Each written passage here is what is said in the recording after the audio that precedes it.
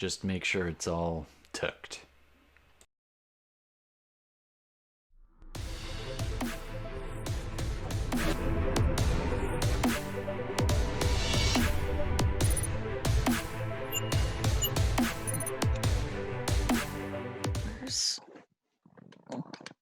Hey Internet, my name's Todd. Thanks for joining us. We are playing some Dungeons and Dragons tonight, so yeah.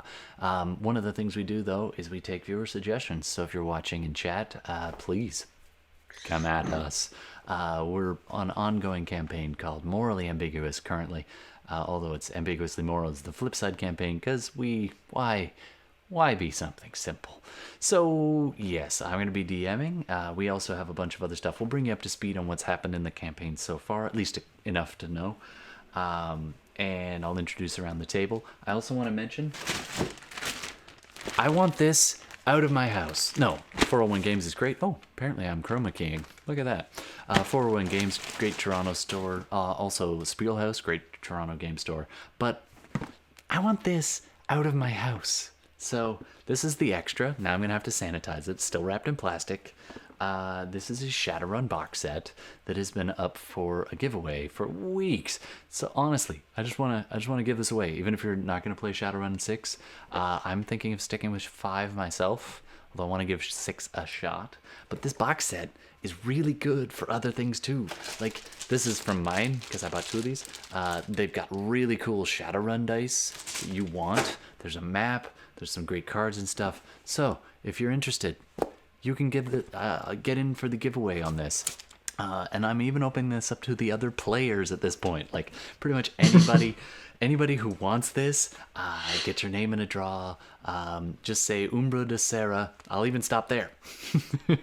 Umbra de Serra.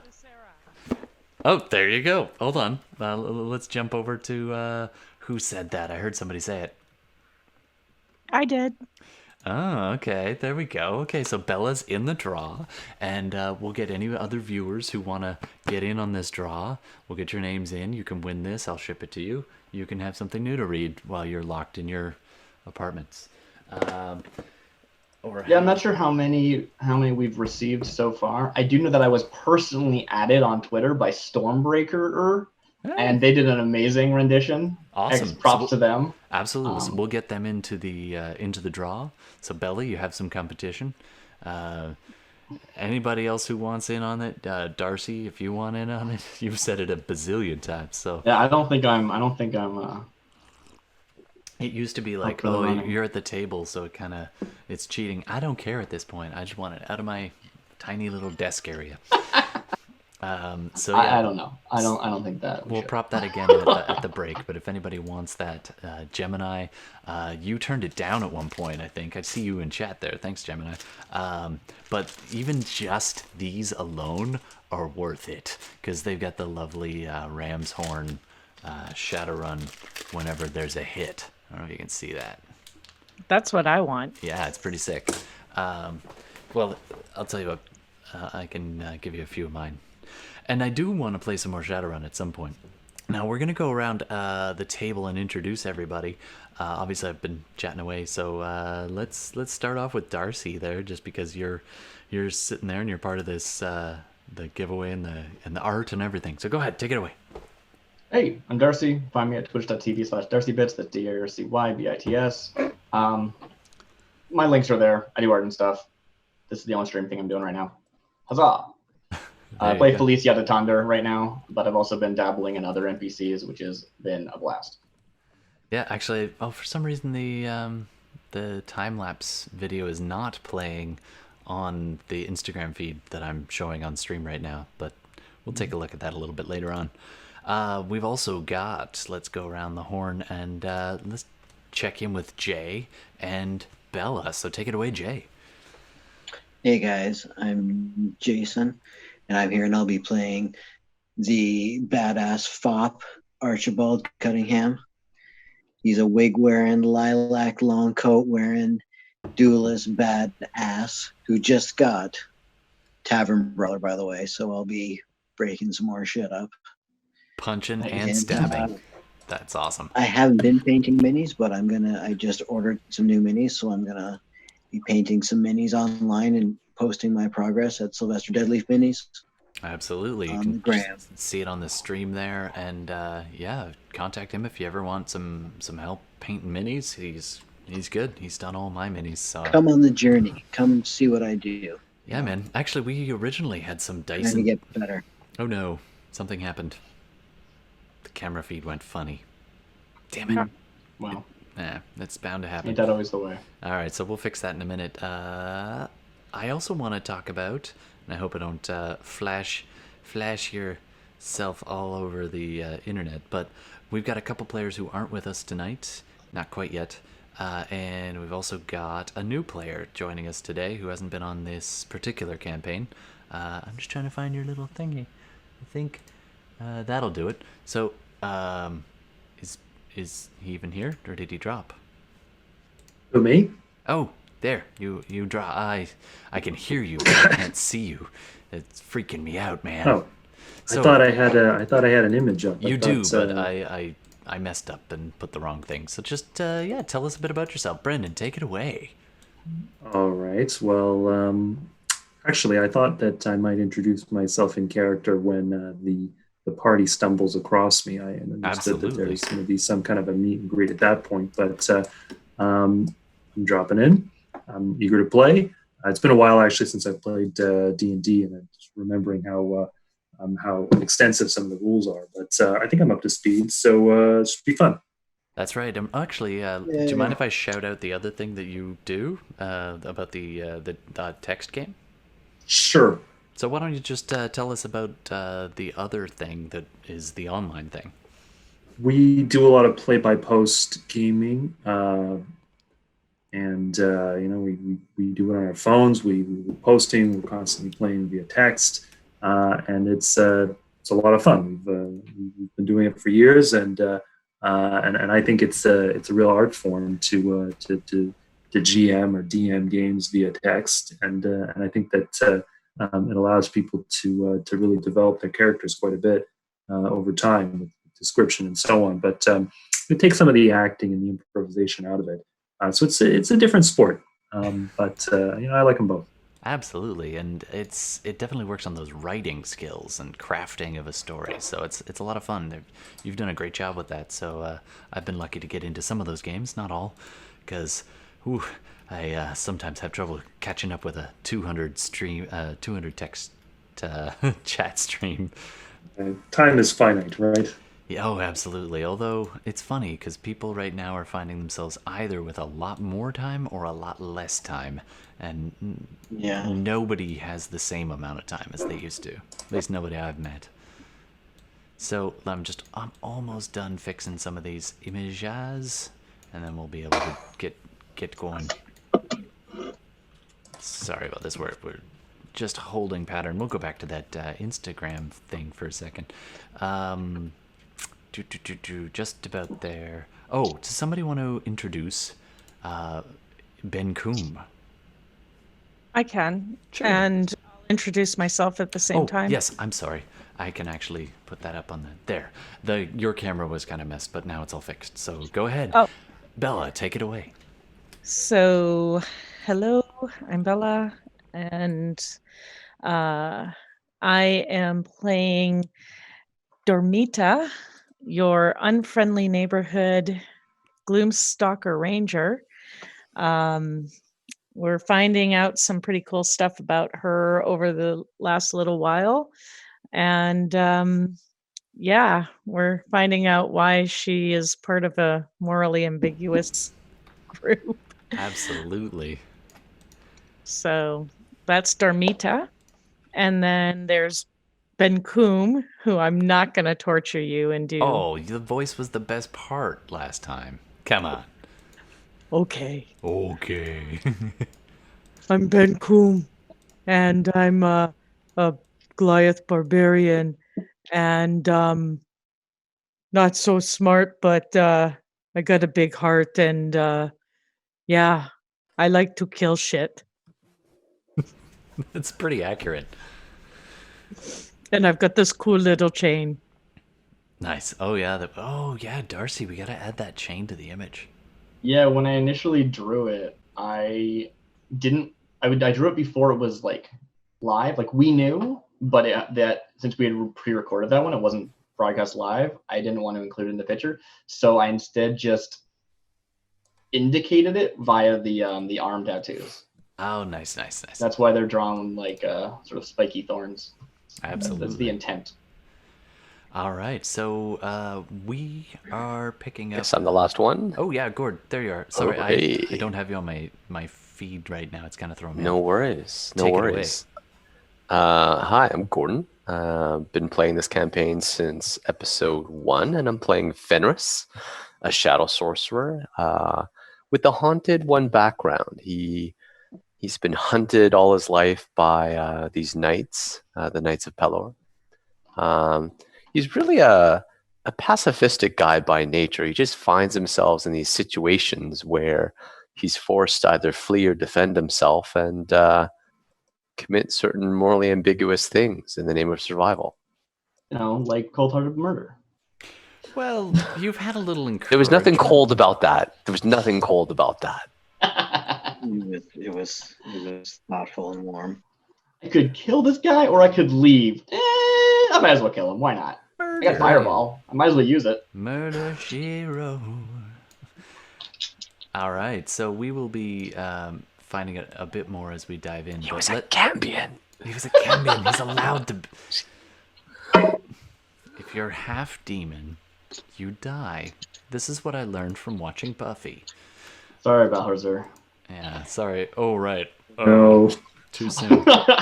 Oh, yeah, if you're a red-skinned tiefling, this could be real short game for you. Just saying. All right. But he looks so cool. Look at him. He does. He looks awesome. All right. I'm sorry. I'm too proud of myself. I really like that one. It's a fun one. Fling. They are not by evil. Yeah, I know. They're not. But how often do we judge people on their looks in this game? Like, all the time.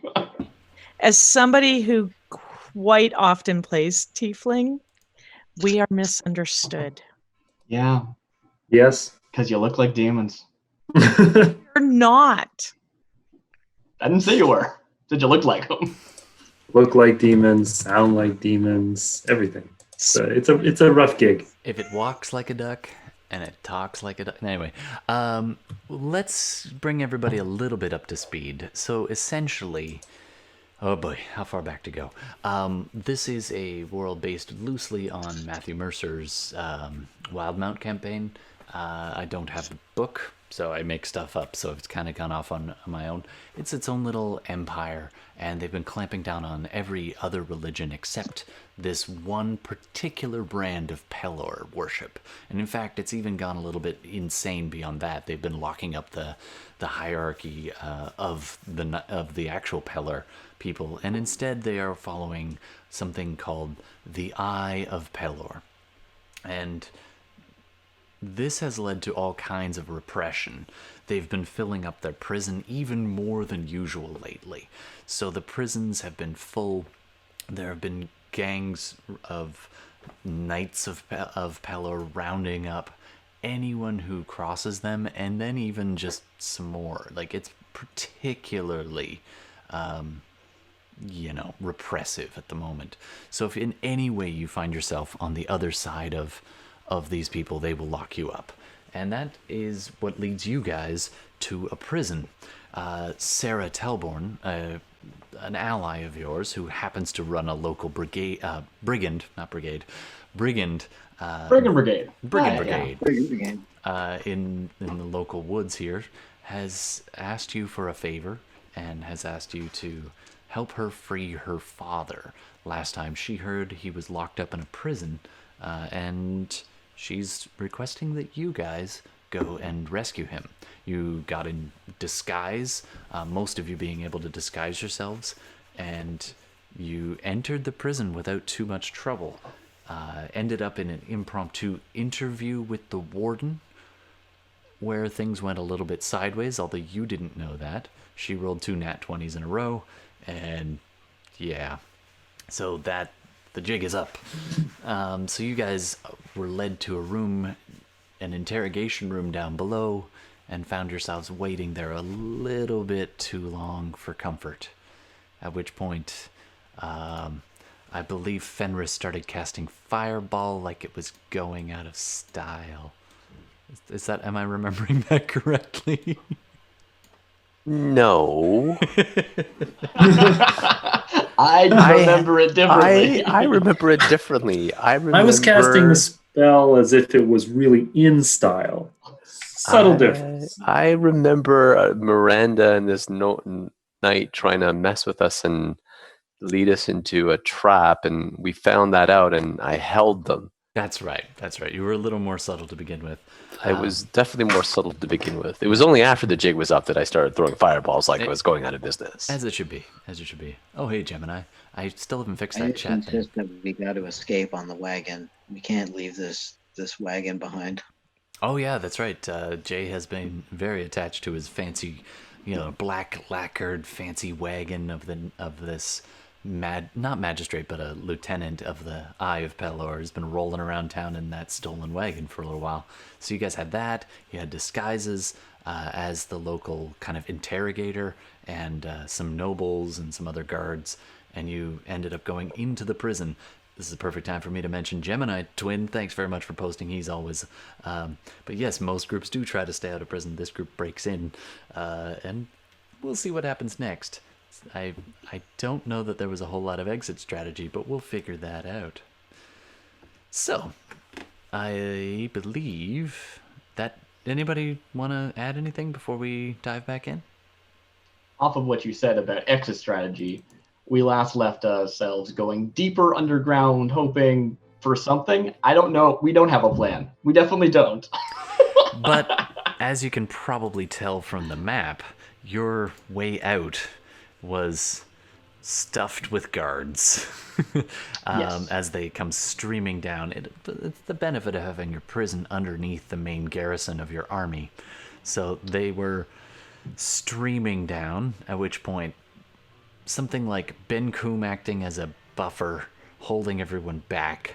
I know darkness was cast, the aforementioned fireballs, and I believe to wrap it all off, And a web. someone cast web. Was that Felice? It was Felicia Yes. de Tonder, who the party actually just met. She actually was captured and put into the prison, as opposed to breaking in. That's true. They found her in here, who was revealed to be a acquaintance or ally of Sarah, in some regard. Well, yes, you were in the prison for being kind of a local hedge witch. Yeah.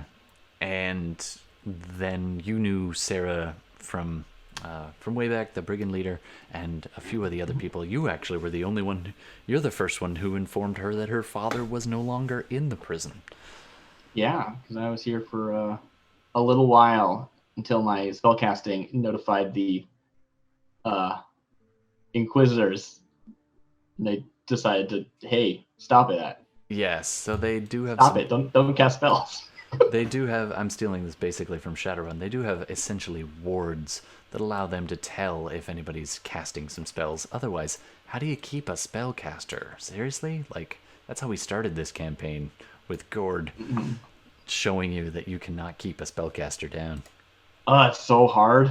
To which Ben Koom would probably say something like, not too bad, thump thump with his massive hammer. All right, so you guys, having blocked your only exit and incited a minor rebellion, as you see the green lines on the left, are actually other prisoners, farmers and local drunks and a couple of skeezy-looking prison folks, streaming out of their cells as you threw the keys to them, and then you guys made your exit down and deeper into the prison complex. It's multiple underground levels within this prison, so we'll see what you guys find. Now, I also appreciate that you guys know.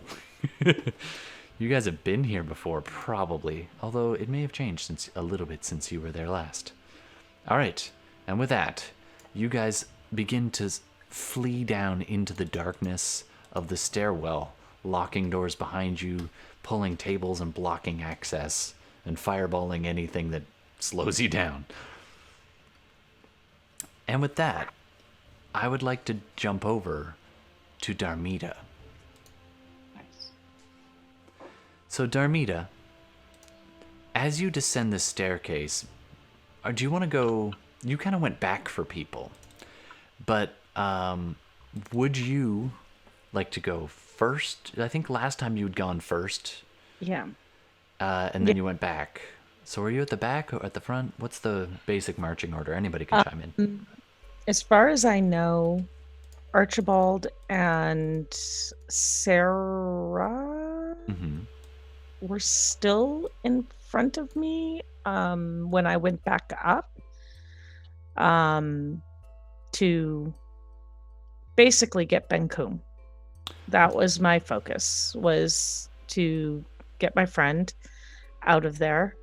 And I did. So I would say at that point, I would hustle back down because I have the best vision in this kind of environment.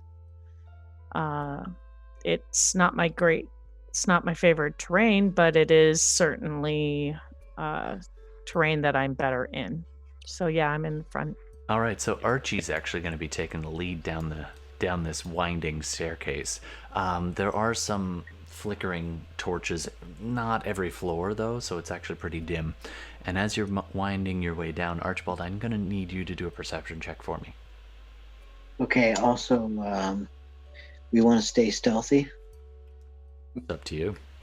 I think we're running. because if I use that sword, it's going to be very light. Like, I That's true. think we're running, right? Like, Yeah, we're being chased, and time we for slowed them stealth is down, over, but yeah. we need to get all the feet we can get, I think. It depends, though. You may not have alerted every guard below you, although the... How'd you do, Jay? 26 perception. Wow. All right, so you're descending down, giving your eyes a second to adjust. You've been trying not to look directly into the fireballs. You descend into and you remember this layout. You've spent some time in this prison before. Yes. And it's mostly the smell brings you back. You didn't spend a lot of time here, but enough. And it's dark, it's dingy, it's definitely... it's bringing back a lot of not fond memories. Now, you also notice that much like before, this level, the next level down, oh, sorry, you're already on the second below, right? So when you go down onto the third floor, you in particular would know this was the floor they didn't usually keep prisoners on. Not unless they really hated those prisoners. The guards did not want to be on this floor. They generally refused to deliver food. This was the floor that was reputed to be haunted. As you descend, Okay. the moisture just kind of hangs in the air, but it's not a warm kind of thing. It's still very chilled, and a shiver runs up and down your spine as you descend. Ahead of you, I'll kind of hold my hand up a little bit and I'll say, like, there's something foul in the air. Be wary. I have this picture of Archie's stay in this prison where, like, he would, like, let himself out of his cell and wander around. Like, he didn't, like, escape. He just would be like, I'm not going to stay here. I'm going to go do stuff. I'll return to my cell. Come on. I That love definitely happened. That's why he knows the place so well. Yeah, absolutely. Definitely happened. So yeah, you would you have dared yourself to go down below into the haunted area? Oh, I think he probably may have gone to the door, but never beyond. Fair. So as you descend, You know, if anything, there's going to be some pretty rotten prisoners down there that he probably wouldn't want to have much to do with at best. right? I mean, you do still fancy yourself as somewhat, at least present yourself as upper, kind of above, a class above. Well, you never know what they get up to down there. Absolutely. So if you're watching on Roll20, you can actually see that we're on a new map. So I'll let you guys find yourselves. I believe I put you already on the top right. And we got another viewer in chat. Hey, Firestorm, thanks for dropping by. I have a quick question. Todd? Yeah, go for it. Okay. I'm very aware of the rumors and the myths about down here, or no? Roll a history check for me. I'm seeing a black map. Am I missing something, or is it not loading? Thing. Oh, okay. Maybe I've got... Team. I have not had a lot of luck with dynamic lighting, so maybe that's accidentally still turned on. Yeah, okay. It is turned off. Maybe I need to turn off... We might need to put our characters on first. Maybe. And that'd be only if it's dynamic lighting, but I could try it. There. Let me turn it off and then on. Any luck? No. No. Weird. Okay. Roll 20, pause. Thanks, Firestorm, for... I'm going to be a little loosey-goosey in my interpretation here, Firestorm, but Firestorm drops down from the rafters like a Jedi, landing on his feet gracefully. As he stands up, looks around smirking. As it was not noticed, he says, "Hello there." So we're going to say that this is a flashback. So when Archibald decided to explore the prison, he found himself down here, and he wasn't the only one who let himself out. In fact, there was another prisoner. We're gonna call him Stormy Jim. Stormy Jim was not a nice person. He was known to burn things, and Stormy Jim had let himself out and was locked up inside a cell as you went looking. This is a flashback, Archibald. You're like poking around down here. You hear a weird kind of rustling sound down at the end of the hall. Splits into two different directions, and you go down which one, the left or the right, Archibald? The right. So you start going down, and with each step, this kind of clawing, like, pardon the mic for a sec, but this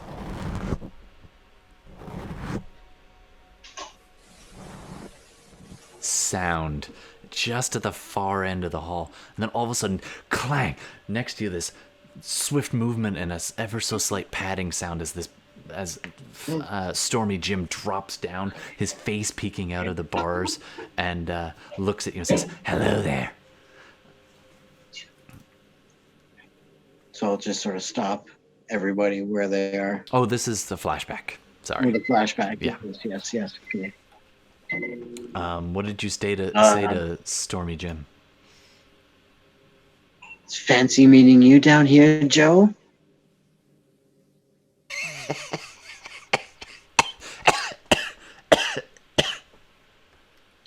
I didn't think I was the only one who took strolls around here at night. No, he's still in his cell.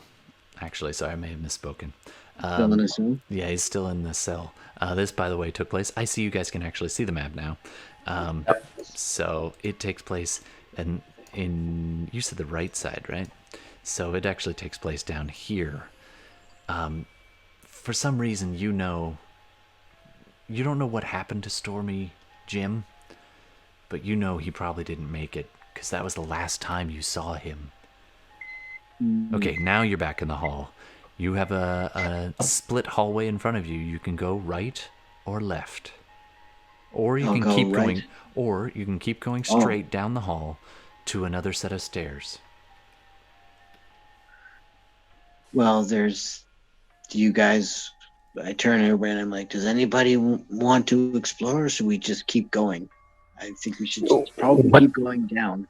What does the young woman say, by the way, the one who joined us? Oh yes, Saskia. No, That yeah. deserved a recap. Oops. All right, Fenris, you're walking hand in hand with a young woman, and you feel like you've known her, and yet you've only just physically met her. She's holding your hand with this gentle but extremely firm grip, and she's half pulling you down, muttering every once in a while things like, "Shh, we can't let them catch you. I've been waiting for you." What do you want to say to Saskia? I turn to her and say, "Who are you? I keep seeing flashes of visions of you in them. What's your name? And what are you doing here?" She looks behind her at the noises of the guards busy hacking through the web and the yelling and the clomping of boots from the top of the stairs. She's... I'll say, my name is Saskia. And I've been sent... I've been trying to find you for a very, very long time. We can't let them get you. Well, I can agree with that. My mother knew your mother. And she squeezes your hand and then she says, "I'm so sorry." Are you part of the same group? Yes. And she reaches into her kind of bodice, prison garb, and pulls out a necklace. And it was actually tucked in. It wasn't tied around. So she reaches right into, like, the boob wallet, and pulls out something and unwraps it. It's a little piece of cloth, and inside is a string, and on it is a small carved doorway symbol. The same symbol that your father used to carve in camps as you moved from place to place. We just look at it and kind of like awestruck, like, okay. I don't normally do this, but I trust you. She looks at you and she almost has tears welling up in her eyes. At which point Archibald called back and said, "Hold on." It's okay, you can go, man. I was just No, timey-wimey. go, keep going. No, keep that going, was keep that going. was you warning them to be a bit, careful Yes. down here. That was it. So Also, a little we pause. can go. Oh, sorry, go ahead. I was gonna say we can go left, we can go right, or we can keep going down. And there may be other prisoners in here that could cause distractions. Do we hear any other activity down here? Make a perception check. I will do so. I just wanted to follow up that my history check was a 19. Nice.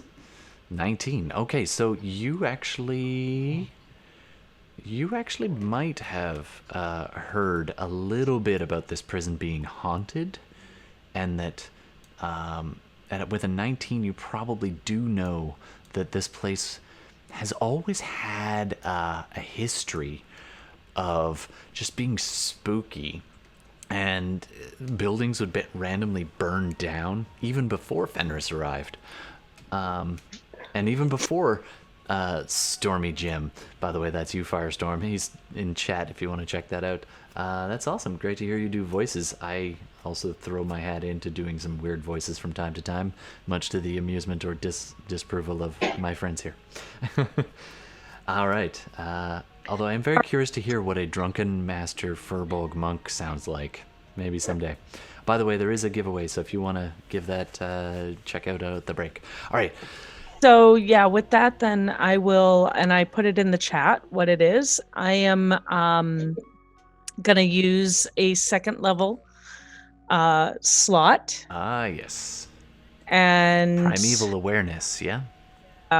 And so it doesn't tell me where they are or the number of them, but it does tell me whether it's aberrations, celestials, dragons, elementals, fae, fiends, and undead.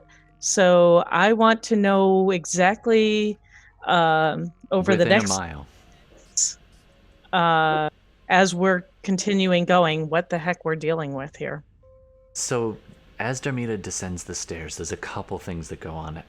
You think to yourself, it'd be good to know, and you concentrate in that way that you've learned to tap into that other side, that not quite Shadowfell, but almost that other, listening on for things that most other people can't hear.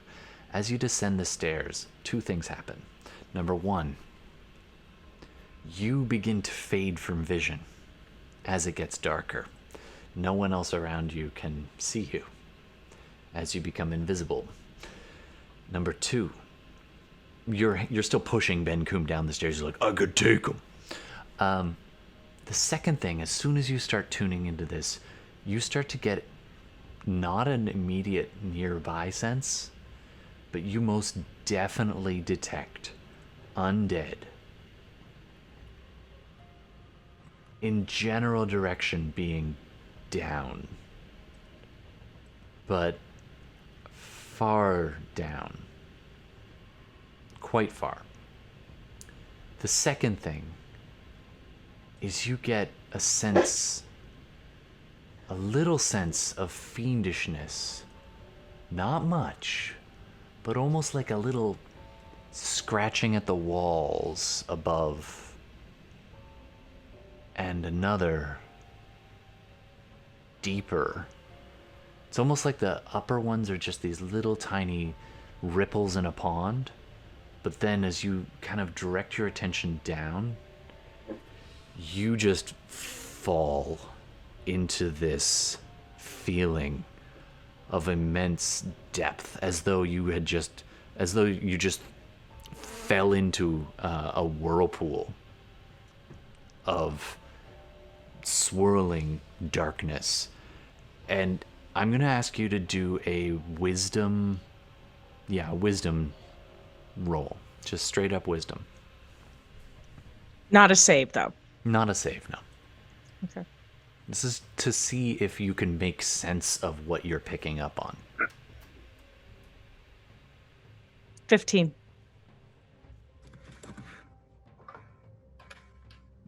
First of all, you have a choice.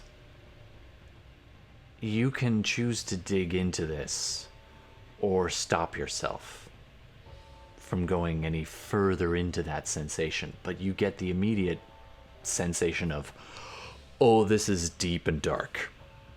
What do you want to do?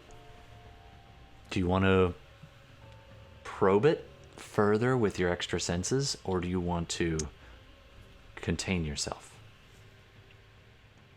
I'm going to kind of gasp out a little bit vocally, and Ben Coombe has seen me do this, Yeah. so he will likely know what I'm doing. Mm-hmm. Possibly, I think I've done this before with Fenris as well.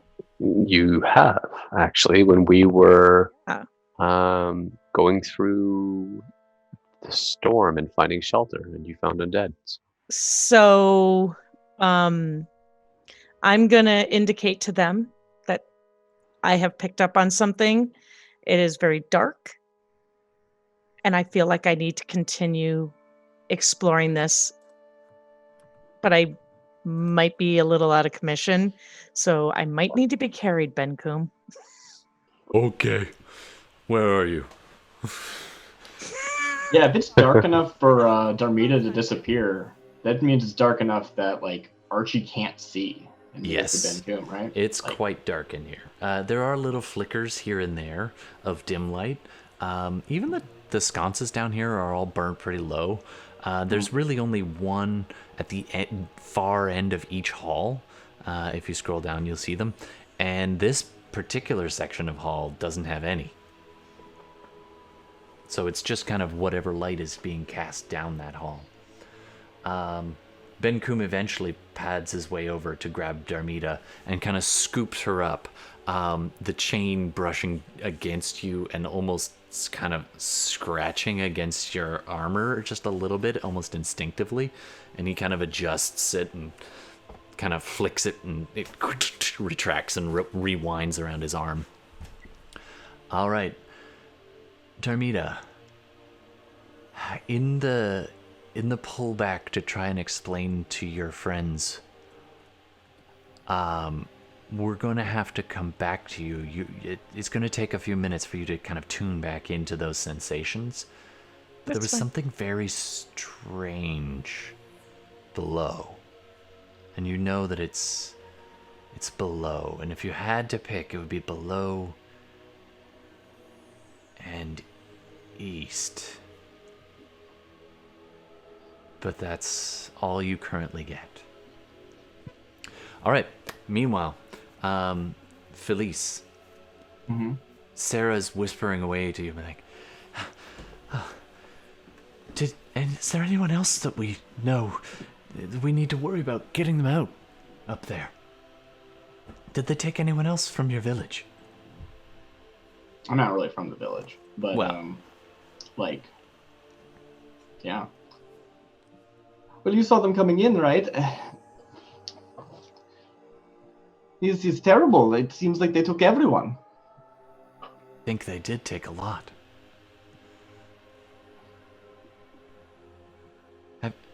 You said my father wasn't here.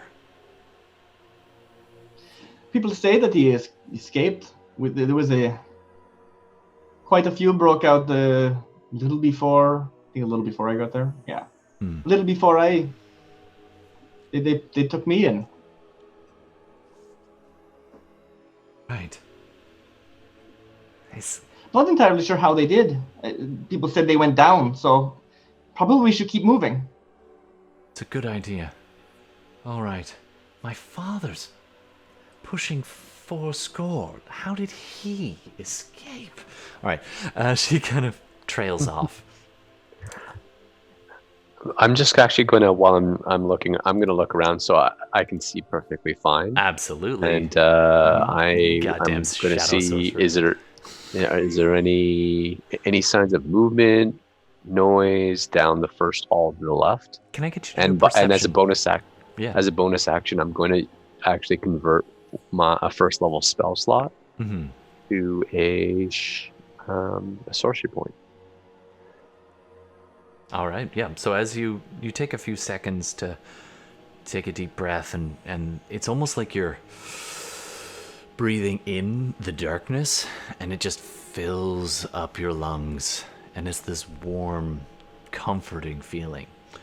As you begin to move and perceive, go ahead and make a... Oh, you did. 23. God. Oh, Better than my Nothing. perception check. Absolutely. Yours was pretty good, but his was even better. You were a bit distracted chatting with Sarah. Fenris, as you're glancing, you pick up the sounds of movement from the first cell on the left. It's not a lot, but you do pick up the sounds of some movement. I motion to the others. Movement on the left. Could be a prisoner. I'm just going to take a look around the corner. All right, you kind of scoot up alongside the wall and glance in. Yeah. There is a fairly hulking well, actually, I was going to say shadowy figure inside, but shadows, nothing hides from you in the darkness. You see the hunched back of a person who's quite a bit taller than your average human, fairly emaciated. They look like they've been in here a while, judging by their clothes. With a 23, you get almost a sour scent from their sweat. And a kind of earthy... Their skin is covered in fur. And they're facing away from you currently. It looks like they just sat up off the bunk and turned to kind of listen carefully. Kind of two larger bovine-style ears kind of perking up over the top of the head, and a kind of gentle swagger to it.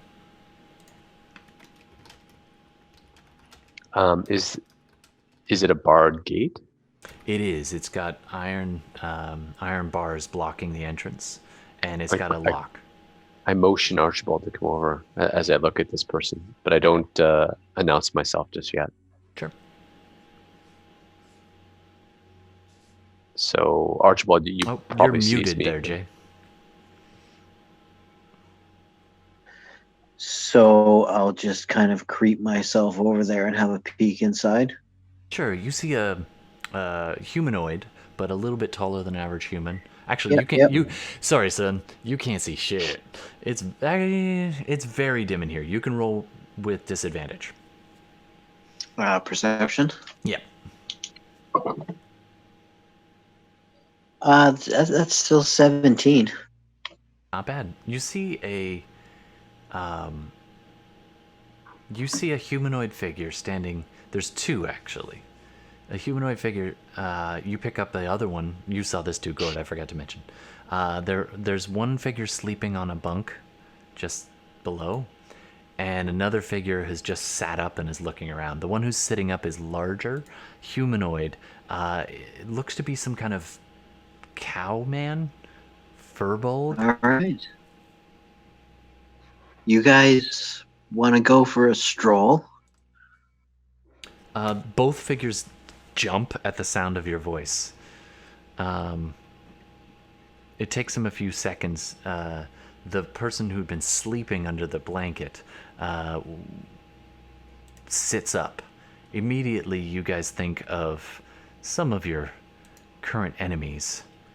Red skin, darkened eyes, pointed features, pointed teeth. Sitting up in the blanket. I'm thinking, Well, Yeah. Brendan, is this me? it is you. No. What spirits be here to come taunt me? it's no spirit, sir. It's just me, Archibald, and there's a prison break going on. Oh, it has been an age since I've heard even the voice of another person. Oh. Well, would you like to come outside then, will you? Yes, yes, bless you, sir, bless you. You aren't friends with the other Cambians in this area, are you? No, although I wish I was. I always try to be friendly with everyone. But they do not want to be friends with me because they think I am so evil in countenance. Well, you know, stories and whatnot, but I figure, you know, looks like you've been in there for a while. You might as well come on out. As I said, it's a prison break, so everybody's having Bless fun. bless you, sir. What kind of lock is there? It's pretty standard prison lock. You've popped a half dozen of these in your time. Go ahead and roll. I'm not going to make you roll with disadvantage because you're familiar with them, but it is quite dim in here, so it would normally be at disadvantage unless you get a light source. So go ahead and make your roll with just straight roll. Sleight of I hand? feel like It's the same as sleight of hand, yeah. I feel like You don't want the bonus? You get a proficiency bonus with. It's basically thieves' tools, so it's whatever. Yeah. So it'd be basically the same as sleight of hand. Well, 24 then. Nice. Oh, this is short work to you. You bend down, kind of leaning. Yeah, I just indicating- get down. I have like my my dagger, and I just kind of stick it in there, and it takes literally like 1 second, just click. Absolutely. It pops no problem. The other figure sits up and is a furbolg and kind of swaying back and forth ever so slightly. Alright, I got coming too. Yes, That's the best I got, everyone Firestorm. come. My Alright. name's. I turn to the new guy, our new friend. I'm like, I'm Archibald, and this is my gang. And you see him, and he's got a. Even at this point in time, he still has his wig on. It's a little bit beat up at this point in time, I'm sure, and dusty, and his clothes are getting pretty rough, I'm sure too. So, at this point in time, he might even just sort of ditch his coat, tie it to his waist, like, Sure. loosen up a little bit, not Underneath be so Are- tight. is your shirt. Are but any it's- of you wounded? Like, are you guys dripping blood? Do you have like wounds Question. and I don't think all so. kinds of stuff? I don't think you guys got badly hurt in the last fight, so a little No, we worn were out. just doing the like I think Darmita and I artillery got barrage. minor singeing Yeah. from. Yeah, I got minor singeing. Cure the singe. At this point, Oh, I Ben Coom got- comes walking up behind and pats Archibald on the top of his wigged head. He's like, "All right, I don't know how long they're going to be. I'll watch the back." He kind of pushes his way past Sarah and stands at the bottom, at the back of the hallway. I I turn- mean to say, if we see everyone, sort of splitting off like this and we're not moving forward anymore, I wanted to take a look up the stairs and watch our return. Like, he can't see. He's a Goliath. That's true. So you But, scoot up next to him. I haven't said it in words since the last session, but Felicia at the time, there is a Sverfneblin. I don't know how to Deep gnomes. spell that, so I just put deep gnome on your card. That's okay. So they have the like superior dark vision drow baloney. Nice. You know, So 'cause if you're gonna play this game, might as well, right? Yep. And I want to just keep an eye on that. If I start seeing people show up, just like a second web goes out, that kind of thing. absolutely. All right. So you guys take another cursory glance around, and it doesn't appear to have any other prisoners down here. Balthazar. Am I saying that right? No, Balthazar. Am I saying that right yet? Yeah. All right, Balthazar.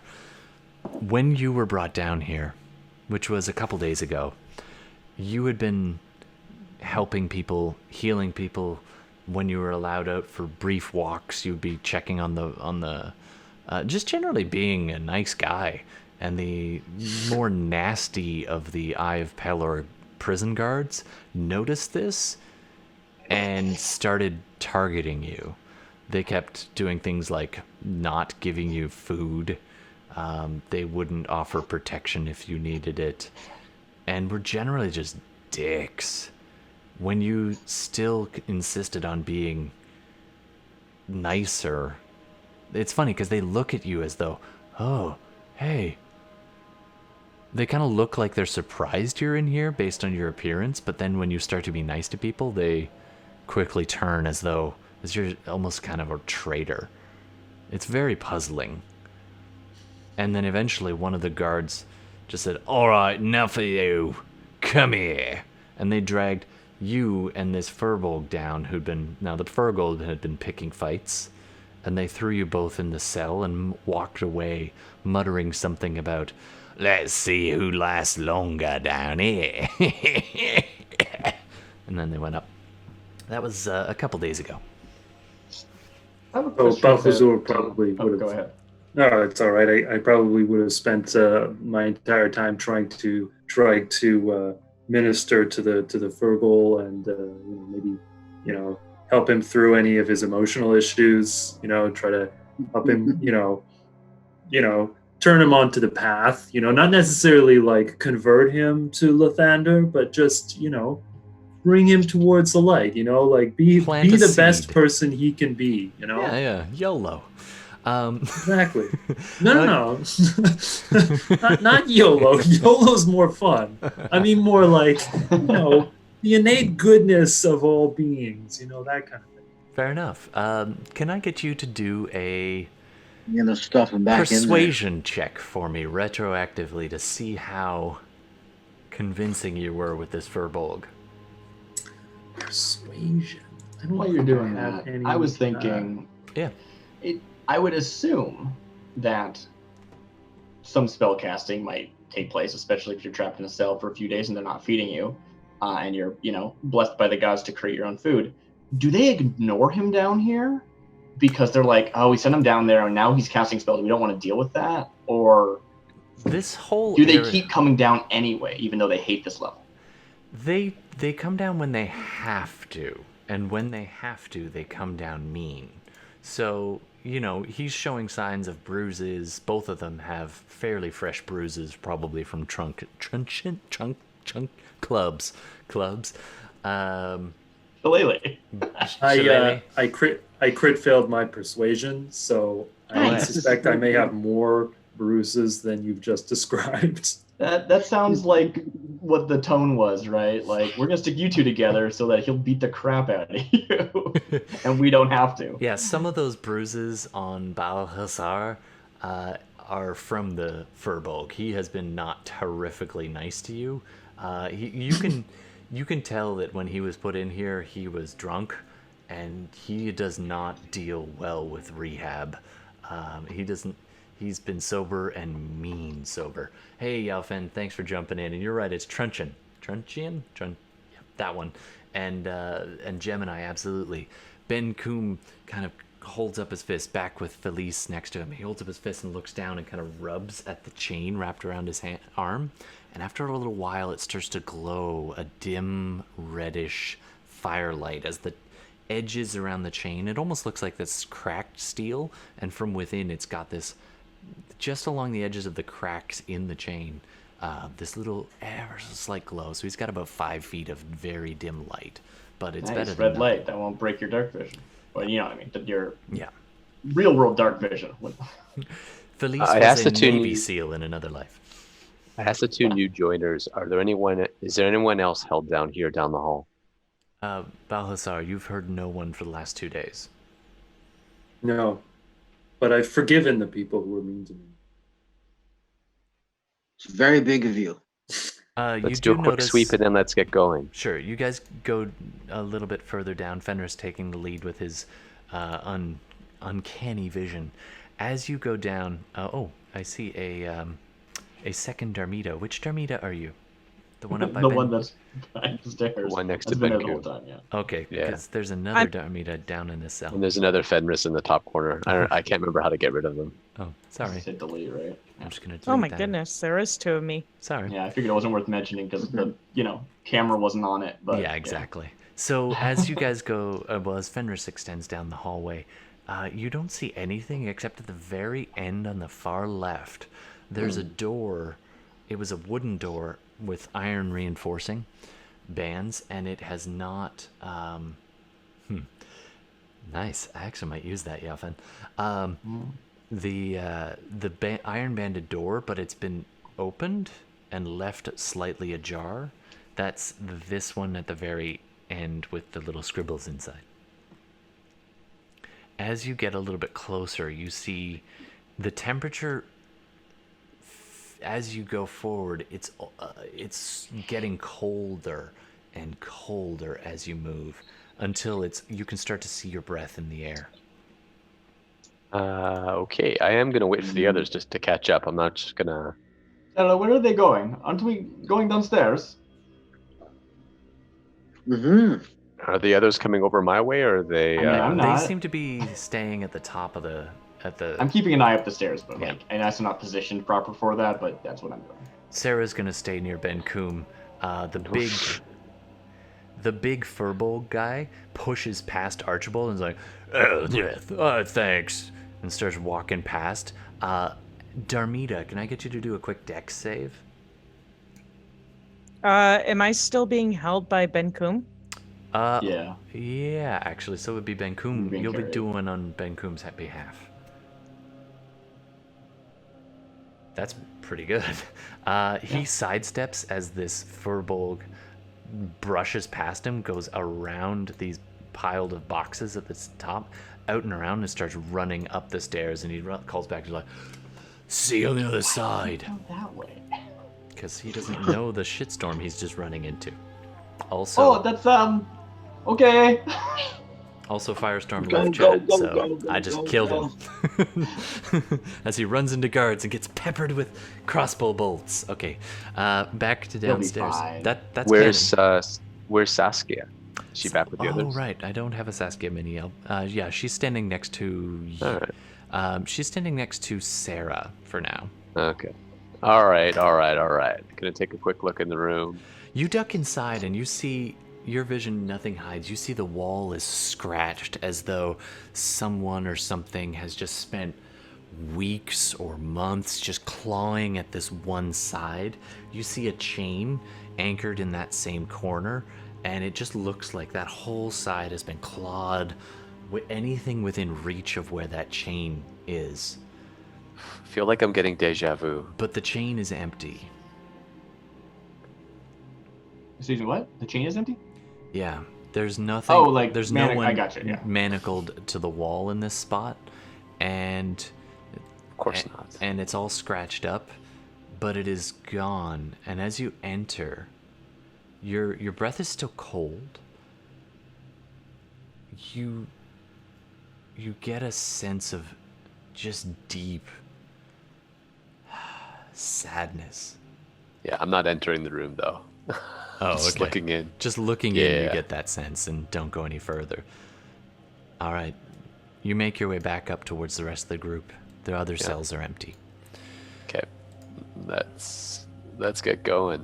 Are you Archie, satisfied? what do you say to Balthazar as you're standing in the darkness waiting for Fenris to make his way back? Archibald? Oh, I say, we're going to get out of here, so you're free to do what you will. Well, it would be evil of me not to help you in kind as ye have helped me. Okay, but no trying to convert me to anything. Oh, I don't do any of that. I know that the best way is to show and lead via example. Hmm. And yet no one follows my example because they think that I am evil. Well, I'm a staunch atheist, so we'll just leave it at that. At this point, Fenris walks past, and you guys are the hallway's clear. Where do you want to go? Start moving down as All a right. group. Yeah. Can I ask you a question about Balthazar? Is he local? That's a good question. I would say probably not. He's Okay. the way I had cast him was as a sort of a wandering do-gooder who's for the most part not noticed because nobody would expect that a tiefling would be a cleric of Lathander until he performed a sufficient number of healing spells and rituals that eventually got picked up by the Peloran authorities. So I'm guessing he probably doesn't have any localized knowledge, but perhaps the DM will No, give me a but gift. you would have been fairly new to the region, and I hear that people have a lot of complaints and troubles and problems and needs that are not being met by the local churches of Pelor, and you were a little wondering why. Usually, that's a fairly caring lot, although they can be quite rigid and immobile in their approaches. Not always so patient as yourself. But this group was nothing like any religious group you've ever encountered. They profess great love and care, but in a very stern manner. But in their actions, they have proven themselves to be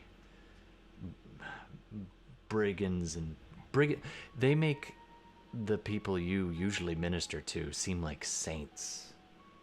Some of them border on cruel and unusual. Cool. Yeah, I wasn't sure if we had past knowledge of each other, but probably not. Sounds like so. That's awesome. Good to know.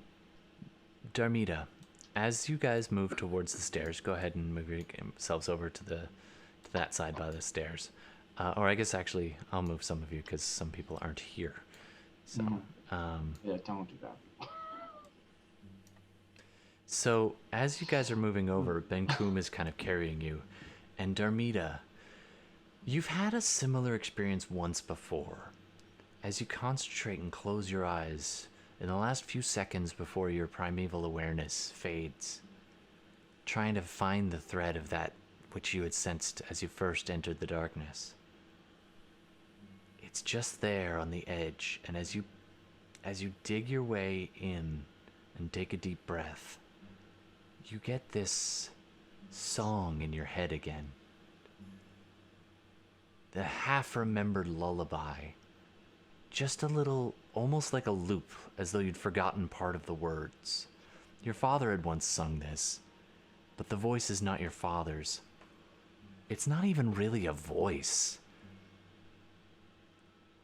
Once before, you've had someone speaking into your mind. This seems somewhat similar to when the old man connected with you and you blacked out. I don't actually have a pre-recorded file for you to listen to, but that's the sense.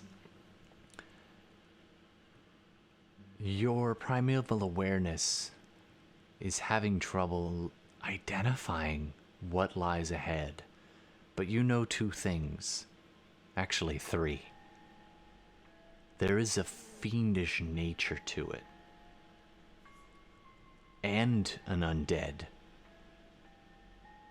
and a hint of celestial. Do they read as the same thing, or just like they're getting three different signals? With her wisdom of 15 earlier, it's really, if she had to say, it would be almost like walking down a spiral staircase, and with each floor you get to, it's a different one. Okay. Not that you're actually going down the staircase, but it's almost like it's rotating or shifting on you, so you're not sure if it's someone or something coming in and out of range, or if it's the same source, or it's unlike anything you've sensed before. Right. And then, Let's go down. yeah. All right. Can I get Felice and Sure. Balthazar and Archibald and Fenris to do a perception check?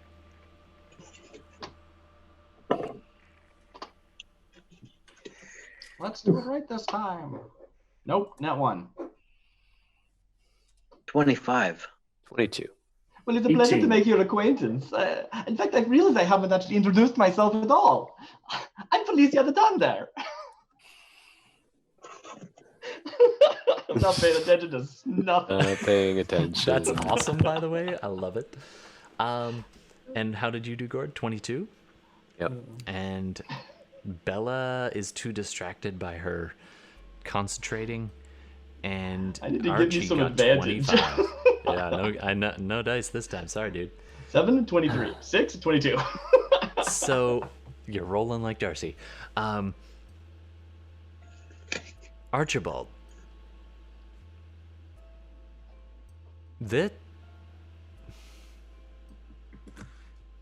Maybe you're on the wrong floor, but the last time you wandered here and were wandering through in a drunken stupor, or non-drunken stupor, wandering through the prison, there In a was moonshine. yeah, there was in a prison wine stupor. Prison Nothing- hooch. Yep, nothing like toilet wine. You could have sworn there was a door at the end of this hallway. You look now, it's just wall. Fenris, Gone down the stairs? I'm confused. you're about to go down the stairs. Fenris, as you glance down the stairs, you look up, and for a second you see just a glimmer, as though the shadow was smoke and got sucked in between two bits of the wall. Just a little shift of shadow, as though it was smoke kind of not flowing out from him, but pulling into the wall. This wall over here? Yeah, so you can go over and take a closer look at it, as you just did. Yeah.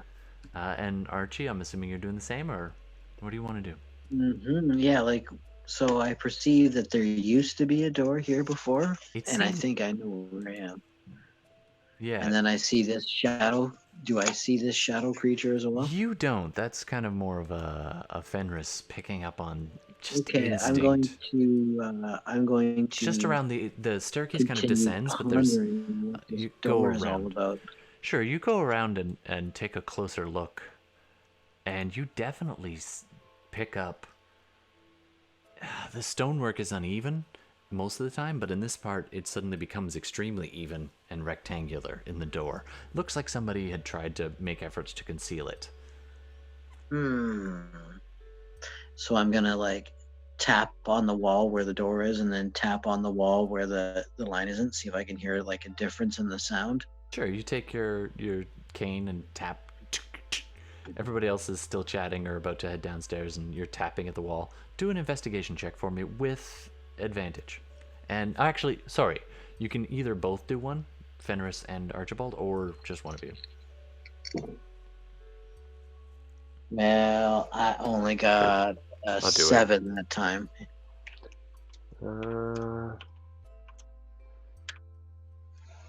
20. Nice. Rolling amazing. You are. So Archibald's Not me, tapping not me. kind of on the upper left, and Fenris, you're kind of looking where the smoke had sucked in, Yeah. and you run your hand along, and then there's this little stone that seems a little loose. Looks like you could probably push in on it. Sure. I think it might be a secret door that might help us get out. Sure. So you press in on it. I'm gonna get you to do a dexterity save, please. Oh, I was just gonna say, let me look for a trap. You can still be the chosen one missing a few fingers. Just saying. uh,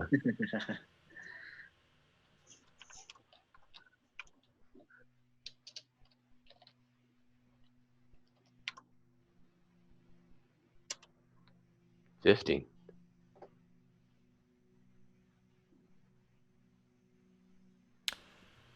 You will take half damage as 3 spikes dig down as you press in. It sinks in about finger depth. It presses in that far and then slides a bit to one side with a click. At that point, 3 prongs go jabbing. You manage to pull your fingers back, but it does get you just a little on one of them. Okay. I'm gonna. You What are you doing over there? I thought we were heading down. take 6 piercing damage. But because you got your finger out in time, you don't end up taking any poison damage. You can feel it kind of burn just on the surface, but you quickly wipe it off, and you don't take any poison. I'm gonna look at Balthazar and wave him over. Finally, I have an opportunity to use some of my skills. Actually, you only took 6 damage, so I don't know that that's a big deal. I could easily. I just want to, is he poisoned? Is there anything we need to worry about here? Can you smell it? I could roll an insight check here. If, Go ahead and if roll a that's- medicine check if you have that. Well, I don't have medicine. I have religion and insight. No, sorry. I mean, like I don't get to add that bonus, but sure, I can roll medicine. Sure. It's int, right? Yeah, you know what? You've looked at a lot of wounds before. I'll even give you advantage on this. 11. Okay. It's a scratch. It looks like he managed to avoid the worst of it, and you can just sniff at the toxin. It smells vaguely of almonds, but it doesn't look like any got in the wound. Okay. Well, Guess I don't need to My, use like- that ointment. metagame knowledge would suggest that smelling of almonds is not a good thing with cyanide. Well, yeah, but it's on the surface, not within the wound itself. A liquid wasn't dropped onto his skin, but it missed the wound itself. Okay. So, Wipe it off.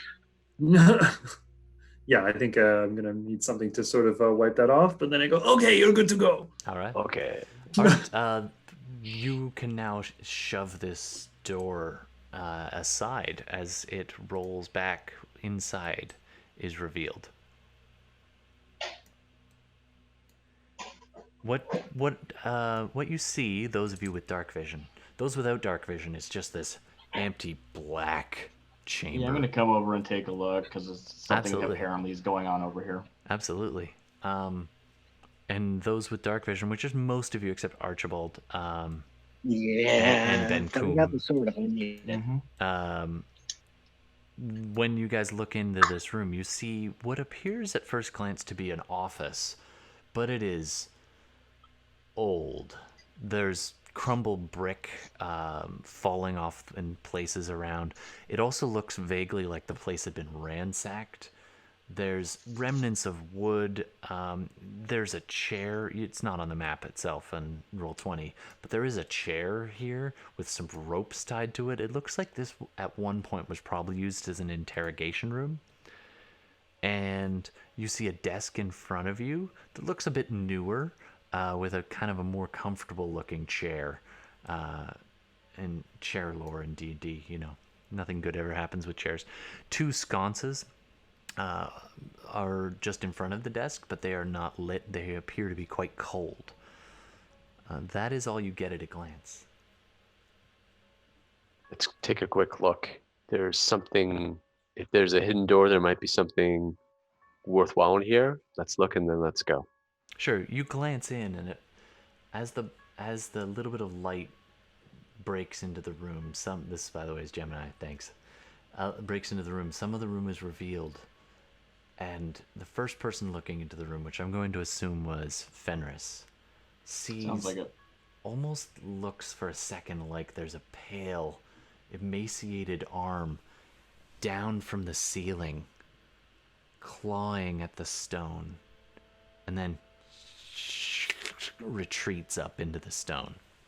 Into the ceiling? Into the ceiling. A little bit further past, kind of towards one of these bookshelves on the left.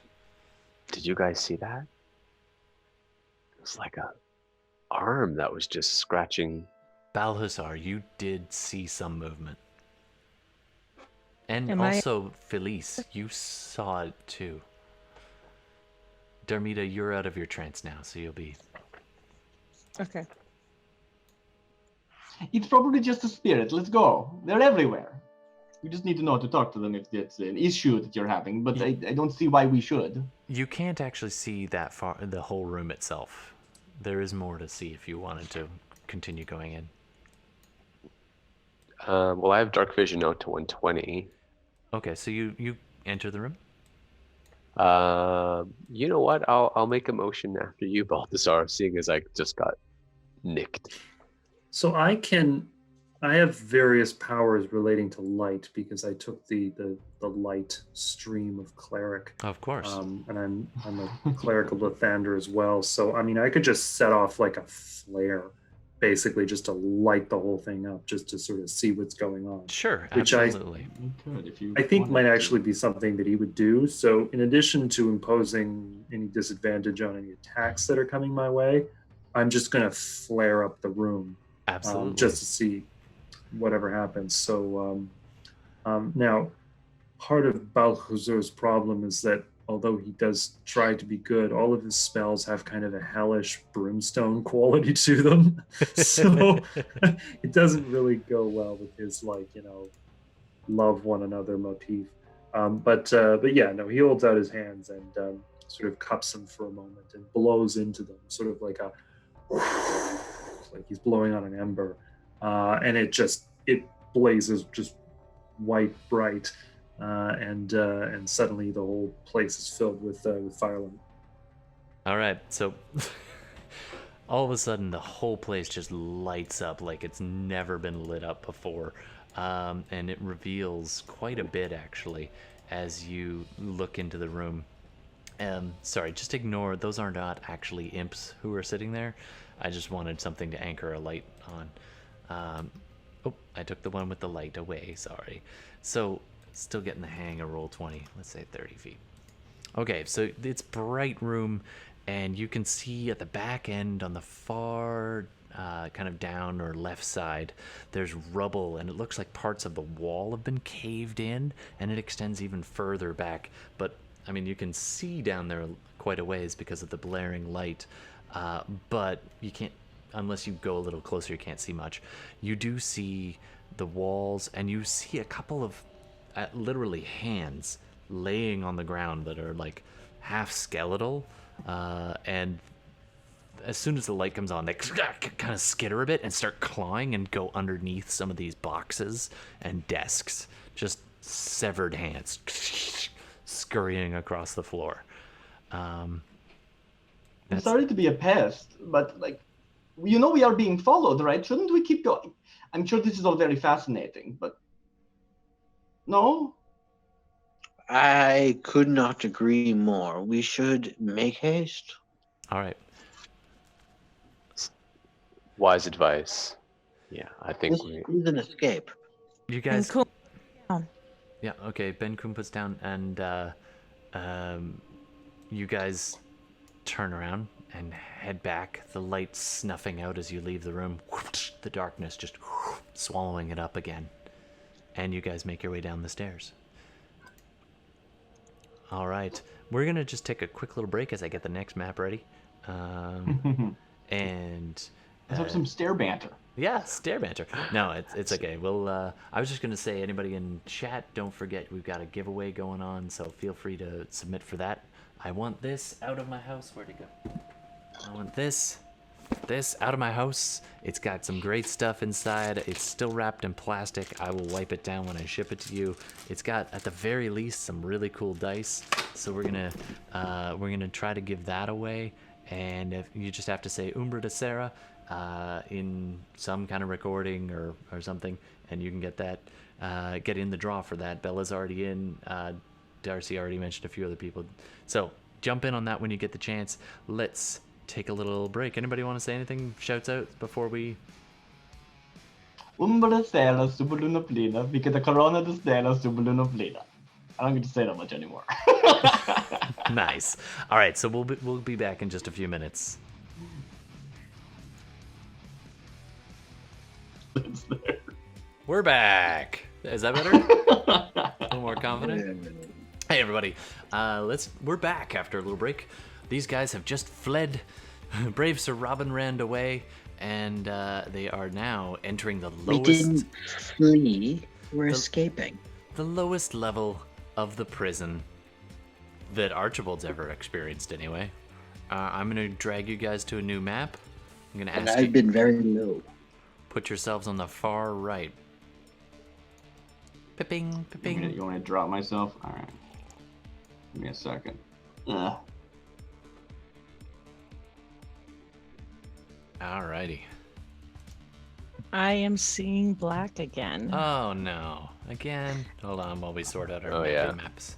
It might just take a second for it to load up for me.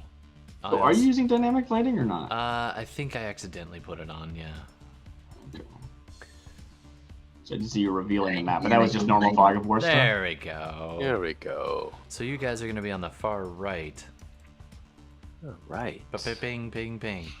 I'm gonna give this one away for free based on the previous perception checks, and you're all being relatively careful.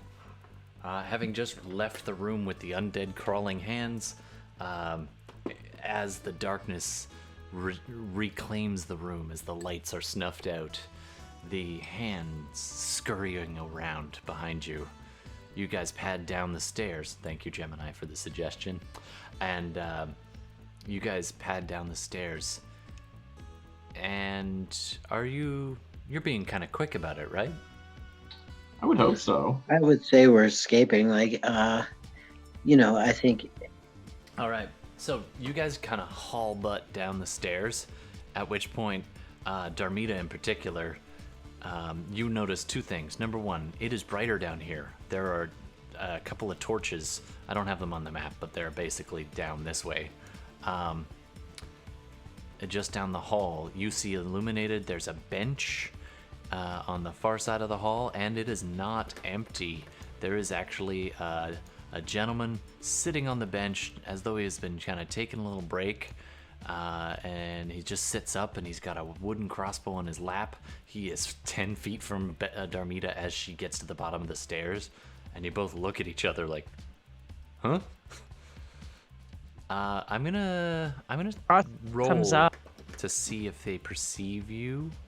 if the others I perceive just, you, but the first guy definitely does, because you guys said you weren't being particularly Yeah. stealthy. You were fleeing. Can I just preempt while we were going down the stairs? I'll turn to Balazar and say, "You look like I sense that you're a cleric from the way you checked my wounds and your spell. Here, these might come in handy. We may need them." And I hand him the 3 cleric scrolls that I had from earlier. Nice.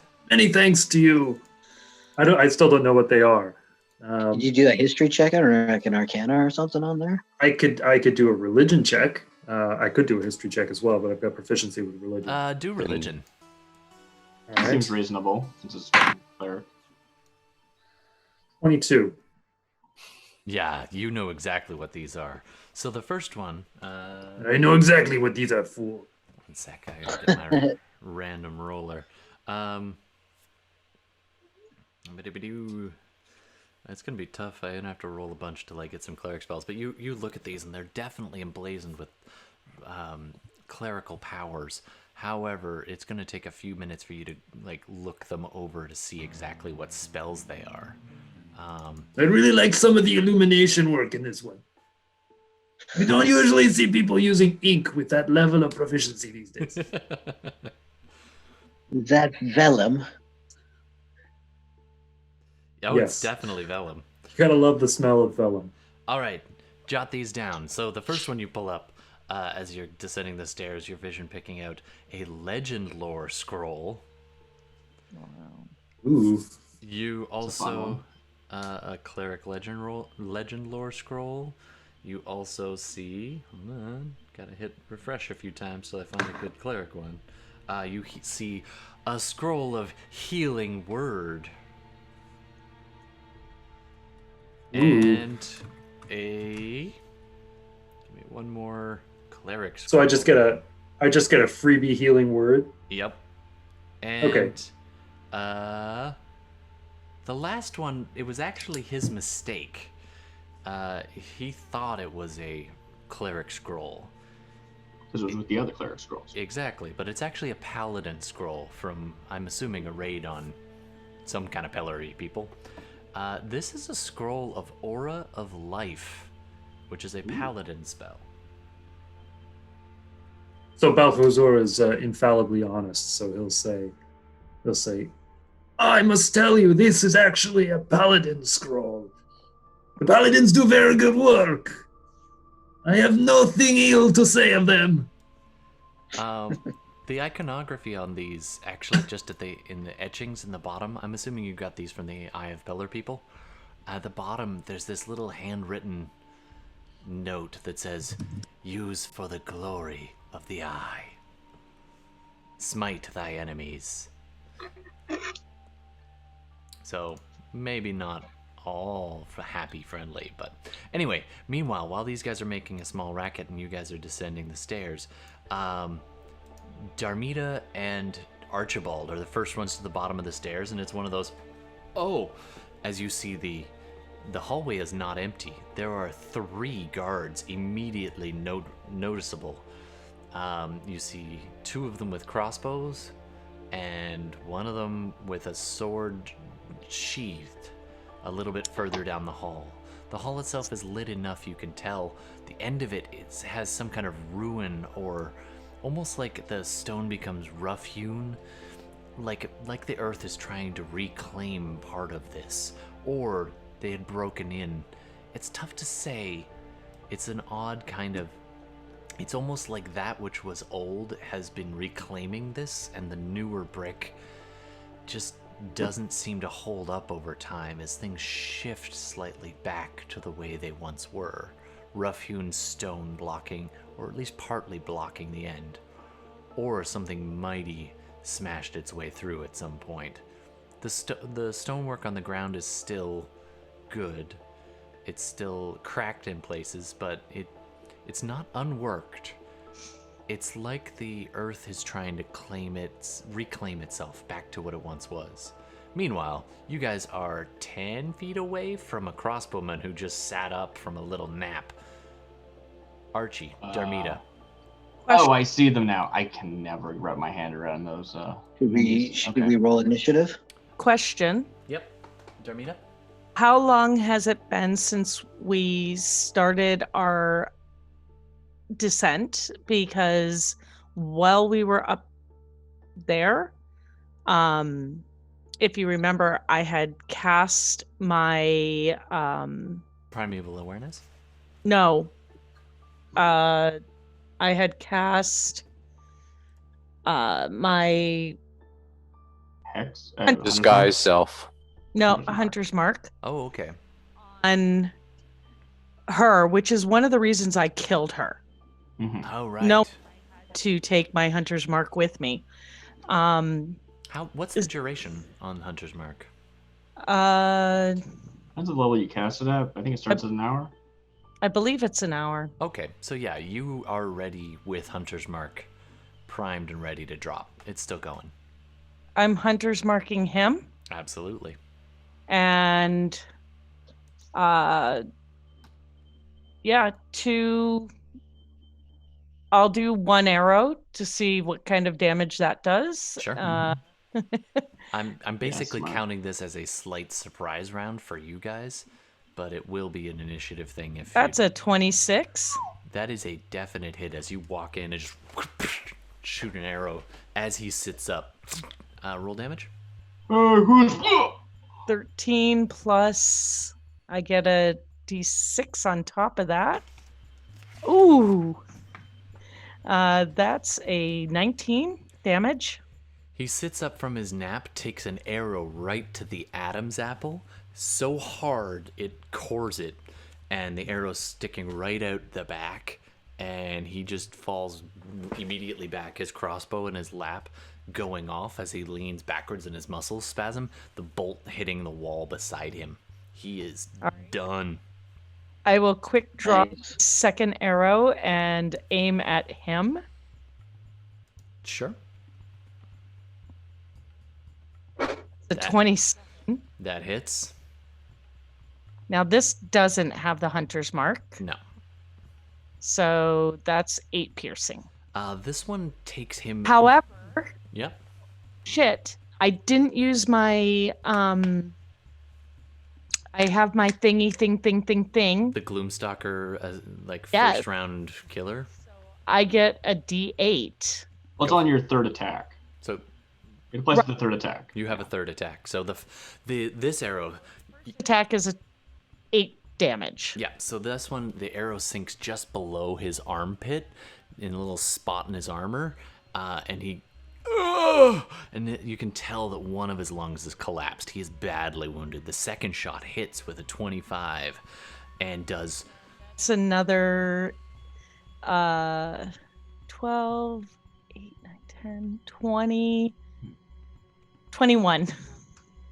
The second arrow takes him just below the first, a little bit lower and must have severed something in his spine as he just drops like a rag doll. His crossbow again skittering along the ground out of his grasp. He is done. And I just look at Archibald and go, get the other one now. Archie, what do you do? Is that the sword guy left? Yeah, don't the have sword guy. screen. He's pretty Yeah. far away. I got dash as a free action. Okay, Is so that a bonus you action? can get within 5 feet of him without spending the dash, but if you spend dash, you can get base to base. Oh yeah, no, I'm gonna get face to face.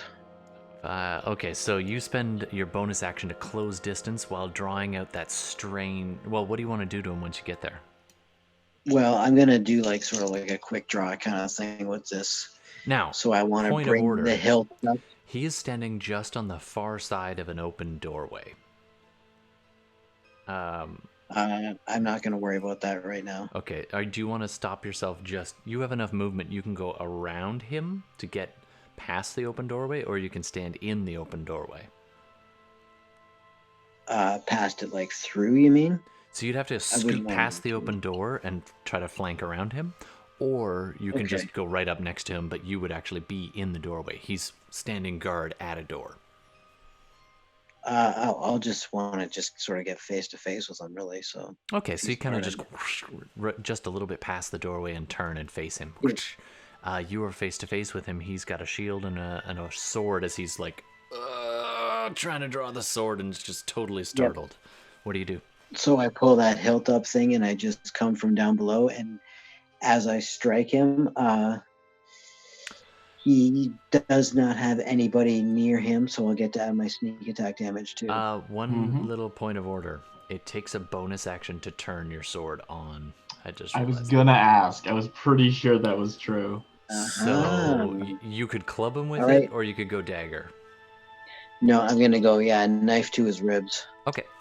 So as you pull it out with your other hand, getting it ready, but then pull out a dagger and just make your roll.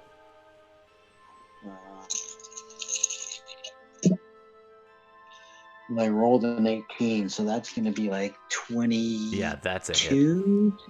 Yep. And Rogue, so- doesn't really matter what you hit with. You get most of your damage from sneak attack anyway. Yeah. 6, 12, 13, 14, So 18 damage. you just come. He brings up his shield to block the hand that's holding the longsword hilt, the weird half or little broken longsword that you've got, which is actually a sunblade.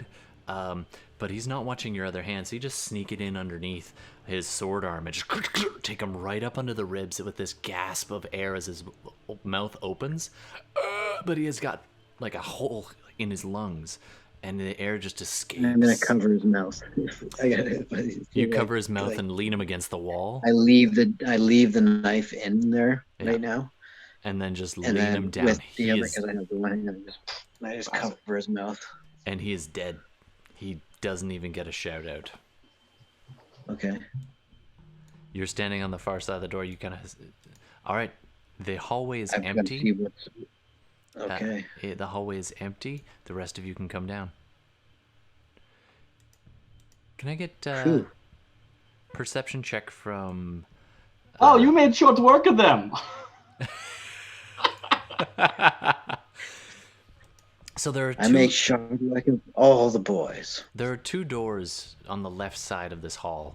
On the right side is just stone wall, and there's a couple of benches. The first door is open and is just an empty stone room. There is a chair and some ropes, and it just looks like it might have been an interrogation room at some point. Doesn't look like anyone is in there. Before we went down there, did any of those guys have any keys on them or anything like that? You can take a moment now to check that out. The guy I especially just that wanted you to just see if killed. they got keys or anything. Sure, you do a quick sift. He's got a short sword and shield. This guy doesn't actually have keys. There's crossbows if you want a crossbow, by the way. I'm gonna search the guy, the first guy that I killed. Sure. That was sitting behind the desk. Sure, you find... I'm going to be like, somebody check the other one on the way by. Yeah. So, by the way, Jay, you do find about 8 copper in a little pouch. And Darmita, you find about 12 copper and a set of keys on the crossbow, first crossbow guy who was taking the nap. The rest of you kind of filter into there as quietly as you reasonably can, although Phyllis is definitely making that a bit harder. I'll check the third guy. Sure. Second post. Yeah. Sure, he had fallen just on the nearer side of the door. They were both flanking that door. You check him over. There's a crossbow there if you want it, a dagger, and let's do a quick roll. I'll take the dagger, not the Just crossbow. 10 copper. In the meantime, you can hear a rustling and some voices from within. What was that? Within that first, so the doorway that Jay and Archibald and Fenris are now flanking, that doorway, there seems to be a little flickering light of a lantern or a torch or something in there, and it does sound like there are some people in there. The I hallway turn back also to the others and I put a finger to my lips, like, to be quiet. The hallway Oh, there are more also of them. continues. Okay. The hallway also continues and is partially blocked by a large stone, and it does continue on down straight ahead and into darkness. What do you want to do? Just keep going. Do you want to go in the door you're flanking, or do you want to go down the hallway? I don't know if there's torchlight. Like, I assume we want to probably stay away from torchlight. I want to peer around the corner, the doorway, because I heard noise right inside. So yeah, I want to just take. inside. Yeah. So I just want to take a quick peek. Okay, you get down low. Stealthily. Sorry, what was that, Darmita? I would go with him stealthily. Okay, so you guys do the old one of you goes low and one of you goes high, so you can both kind of peek around. What you see is in the torchlight in the room. The room is covered in debris and stone and straw, and it's got a strong, tangy, musty smell to it. It is definitely irregular stone and very bizarre. There's also a strange green glow to the room. Some of the walls shine with a kind of greenish glint. You also smell rot. Immediately in front of you, about 10, maybe 15 feet away from the door you're just peering into, you see metal. You see full plate armor on a knight. Looks like a Knight of Pelor type person. They're currently facing away, and next to them, a little bit further into the room, there's a man in a dark red, maybe black in that light robe.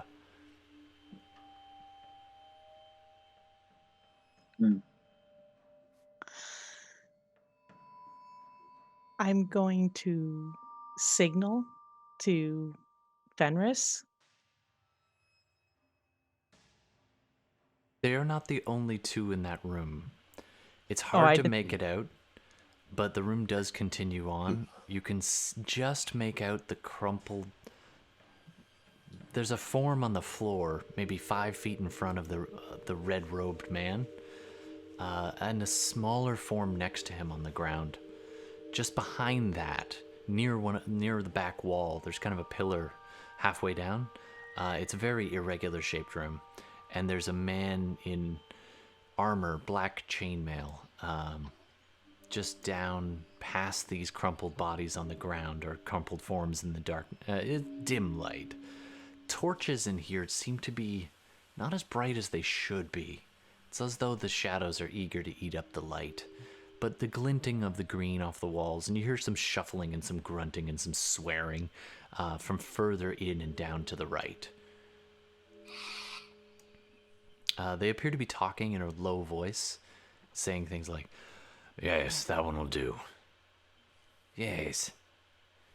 Bring me another." "Oh, we don't have any more right now." "Well, then bring me more from upstairs. We need more. Send them down, toss them on the pile with the rest, and get more workers as well." I'm moving my hunter's mark to him. To the green guy? All Mhm. right. Committed. Robe Sorry, guy. to the red-robed guy. Yeah. The rope guy. He does not appear to respond, so he doesn't appear to have noticed as you mutter and concentrate. All right. And yeah, Archibald So is I've busy probably, signaling followed to in, keep moving. not completely, where everyone else is, but following along. How much can I see into this room? Actually, if you stand in the back of the back of the hallway and peer in, you would Sure. your small form might not be noticed. Sure. You can actually see pretty much everything else they see. So the is room- it like dirt floor or not? It I is- can't really tell from the it's- map. It starts out as dirt, starts out as worked stone, and it's as if the back wall has been just crumbled, and inside is a more natural-looking cavern. You do just barely make out that looks like there have been wooden boards hastily nailed into the dirt and stone walls, and there are a lot, and I mean a lot, of humanoid shapes tied to or nailed to these wooden boards. Balthasar, as the others are peering down here, a little hint of movement catches your attention in the hallway. The dead crossbowman that Darmita lanced through the Adam's apple, Cord. You've seen The apple was cord. Yes, Cord. You've seen dead bodies before, and he was twitching for a little while. Normally, the twitching has stopped by now, and it did for a little while, and then it started twitching again, which kind of drew your attention. And this is from Gemini. One of the dead guards' head hangs limply, still halfway laying down on the bench where he died, his eyes black and cold, staring at nothing. He kind of twitches a little, pretty violently, and then falls off onto the ground and slumps and lays there. But you can definitely see a slight movement to the left hand, and then a bit to the right, as it's as if its body isn't quite under its control. Either he's... Yeah, that's weird. This is what happens when you don't give people their last rites. I'm telling you. Well, how much time do you have to get them last rites? It just happened. What do you want to do? Oh yeah, the round is like 6 seconds. Yeah, this is Well, what am I gonna do? Yeah. We're not quite in 6-second combat rounds, but, you know, it's been about 30 seconds and all. Well, Your new friends are very good at killing things. yeah, I'm not so much of the killing type. So whoever is closest to me, I'm going to sort of reach out and be like, "Hey, you, new friend, there's something over here." You pointed out to the big guy, Ben Coombe. Yep. This towering Goliath who looks at it, the thing on the ground. He kicks it, and you can see it doesn't move at first, and then the arms start to try and reach out ever so slightly. The eyes just lolling, the tongue, the neck kind of ever so slightly moving as it's not standing up. It's still on the ground by the bench, but it is definitely moving, either undead or not quite dead, one or the other. Doesn't matter to Ben Coombe. He just brings his hammer down on That sounds like him. Yep. on its head. Everyone else who's peeking quietly down the doorway hears this fairly loud thump, followed by a rather squelching, squishing sound. And you all duck back as the knight inside that cave room turns and looks towards the sound they just heard out of the door, and takes a few steps towards you guys. What do you want to do? I want to get to basically the other side of the doorway, so like where Archie is, kind of. Sure. I'm moving you, but I guess you can move yourself. So I want to try and. Okay, you scoot over there. Can I get you to do a stealth check? They for go me? check out the other direction. They won't see me. Yeah. And give me a second. And Archibald, you're doing something. What are you doing? No. I would like to make sure that I'm sussing the way out of here. Okay. 16. So you actually push past where Phyllis then tucks in next to you, and you go walking towards this boulder, put your back to it, and turn and peek down the hall. It is it's rough for about 30, 40, probably actually only about 25 more feet, and then it gets to be that worked polished stone, and it turns and arcs down off to the left. There's some ruin and crumbled walls, but everything seems relatively stable right now. And most importantly, there doesn't appear to be anyone down that way. Okay, so Do you want to keep that's going? the way I'm... Yeah. No, I'm gonna wait with the gang. Okay, so you peer back and you see them moving around. Fenris, what do you want to do? You can hear the clank of the paladin or knight's armor coming closer. Okay, I am going to ready a spell, and I'm gonna wait for. Basically, I'm going to back up a bit. Okay. Quietly. Yeah. And I will be readying a hold person spell for when the knight kind of pops out. Nice. Darmita, what are you doing? I've already put my hunter's mark on, and I put a little kind of thingy on him. Yeah, I saw that. That's not the guy who's approaching the door. That was the red-robed figure. So as soon as he comes out, and I'm just going to kind of press myself up flat against this, like kind of right here, Okay. like right on the thing. I'm going to hold my action for kind of, because I see Fenris getting ready, and I'll wait for him to attack.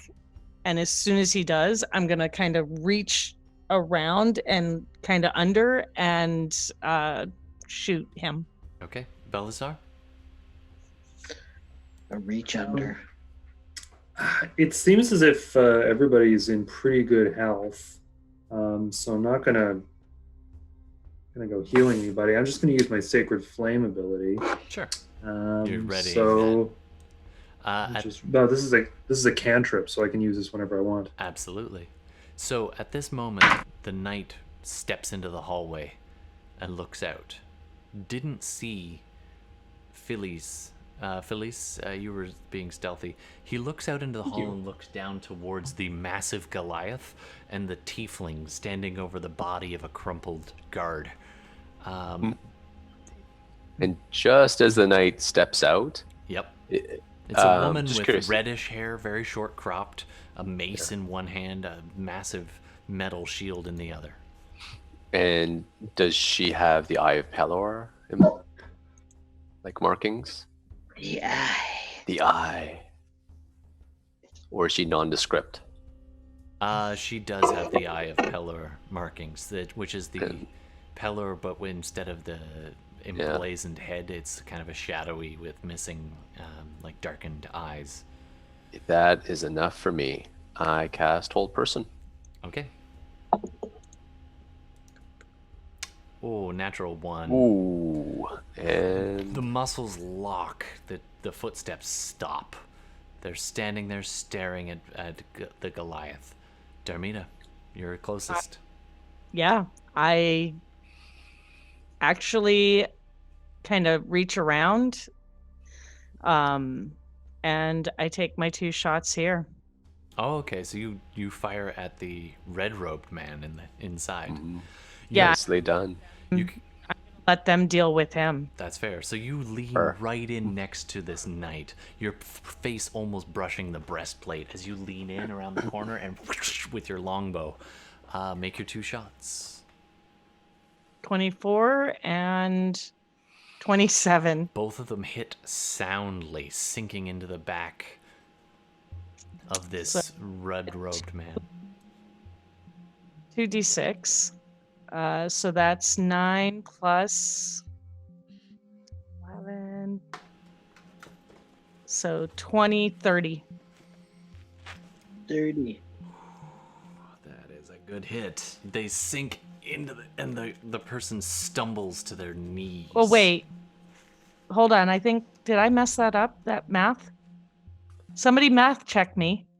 Nine. No, No, because that's you right. get Hunter's Mark, so you get a 3 and a 6, Yep, and you that's get right. 11 and a 10. So you did Okay. 30. All right, the red robe figure is an older man, as you can see. Has got this long grizzled beard, arms. The robes are stained dark from the wrists all the way up to just past the elbows, and has been leaning over this smaller figure, which is laying on the ground in front of him.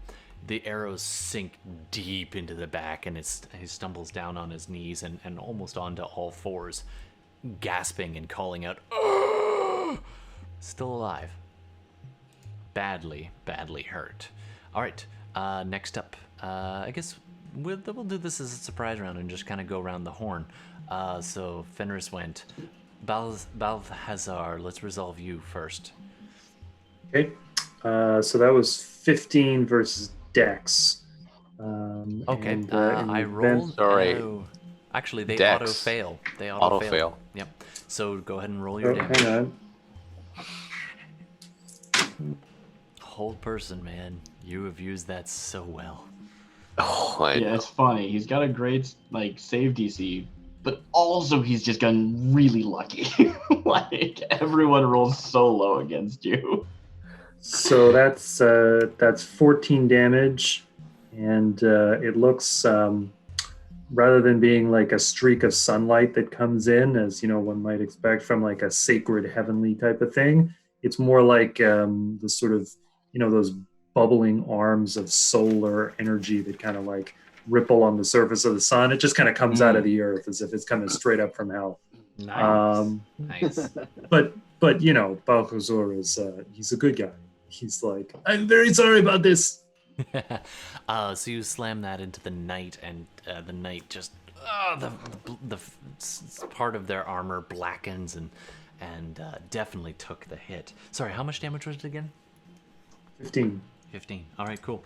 The knight It's doesn't not bad move. for a cantrip. All the muscles are locked tight, but you can tell that must have hurt a little bit, but still doing fine. All right. Good damage, yeah. Absolutely. Felice. Oh, sorry. Did I miss anybody? Archie, you're a little further away. We'll come back to you. Felice. Yeah.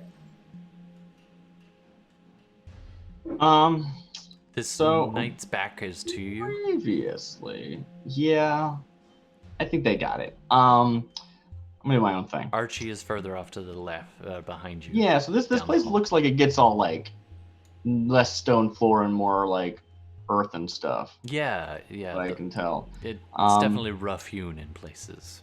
Well, I want to like see if I think I like basically I like look at the so I see this happen, right? I had sort of hidden behind the doorway opening so that they would look the other way and not notice me, and that worked great.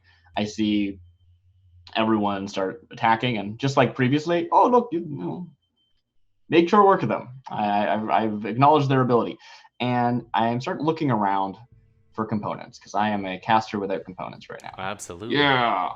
And I think I basically start to scrabble at the corners of the room where the stone turns to dirt, and I'm trying to dig for clay. Oh yeah, yeah. You can definitely find some. It takes a little bit to clear away. Yeah, some I of think the that's my dirt. action. Yeah. Sure. So you dig in this corner over here and, Yeah, and definitely. find yourself a couple of mittfuls of clay. You've also Nice. found And some. then I start to like shape them, but I'm not gonna cast right now. I'm gonna actually like. I'll also say that along the way with the various bodies you've found, you can have found a few pouches that others discarded, so you can have a place to keep these things rather than just. Nice.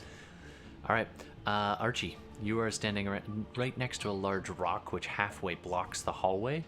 The way ahead of you was clear, but these guys seem to be dealing with this knight that just popped into the hall behind you.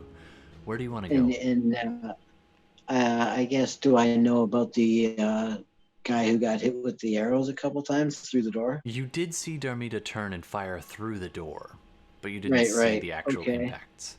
This knight looks like do I have she's enough built like a movement to brick make it house. through? Sorry? Do I have enough movement to make it through the door? Probably just, yes. You're gonna have to kind of. Okay. You can get up to the door and peek in. That one's no problem, but if you want to go further than that, you'll have to spend a bonus action dash. Yeah, I'll do that again, and then if I notice the guy with the arrows in him, I'll go and try to. All right. I guess, if anything, I would like to try to see if he's still alive. I'll put my knife to his throat. Sure. You scoot through the doorway, squeezing past the knight as part of your dash. You come up right behind this crumpled old man, get your knife up next to his throat. He's definitely still alive. You look up, there's a fallen body of a fairly large figure on the ground in front of him, and then a smaller, crumpled form of a child just to his right that he had been pulling on. And just past the child, maybe 8 to 10 feet away from you, is a man in black chainmail who's seeing this go down and just reaches for a wicked-looking broadsword, like a thicker blade than average, pulling that out as you rush up to this old man crumpled on the ground, on hands and knees. Okay, if I can, I'll finish or slash his throat and see if I do enough damage to. Do you want to stab him right now, or are you trying to threaten him, or what are you doing? Oh, I want to. If I see this guy drawing the sword, I'm definitely stabbing him right now. Okay, so you're gonna be stabbing the crumpled wizard-looking man, not wizard, Yes. with you his dagger. know, cultist. Person with arrows in hand. Absolutely, man. And he You see, is like, I'm just not going to take any chances. absolutely. Make your roll. Ooh, strangely enough.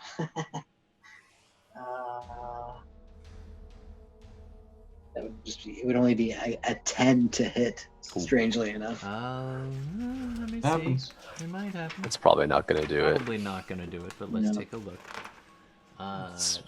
No, it does not. Sorry, man. Okay. It does not quite make it through the thick cloth robes, and he's trying to get an I arm up and can't think hold of you a. off. Maybe like the old man just like shifted a little bit at the last second. Oh, and he's kinda- also trying to hold your arm back. It's like the whole Yeah. Saving Private Ryan thing. Yeah, he probably got distracted by the guy with the chainmail just drawing the sword, like, "Oh, you're here." Yeah. Yeah, it just It's took not that like second. me to get distracted. All right. You do notice now that you're further into the room, it's rough cut stone, as though the back wall of this interrogation room had just been blown out into a cave. It's about maybe 20 feet deep, with a couple of passageways, one going off to the left, kind of one going straight and left around what looks to be kind of greenish coated walls. There's another opens up into a slightly larger chamber off to your right.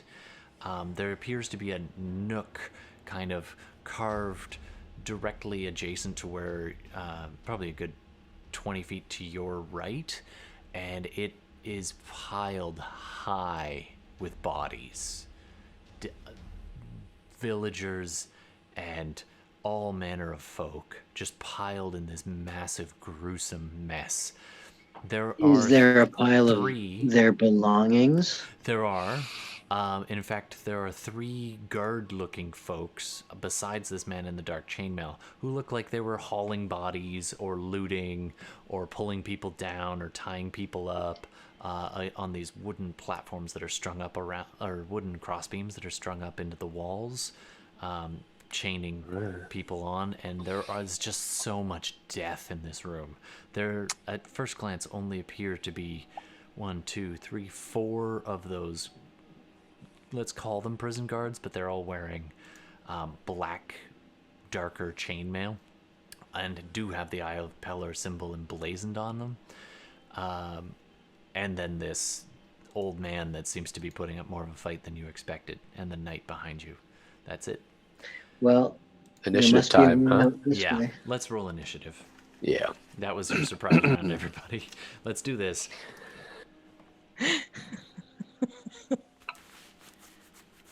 I don't know if this was a good idea, but it is what it is now. Is what is.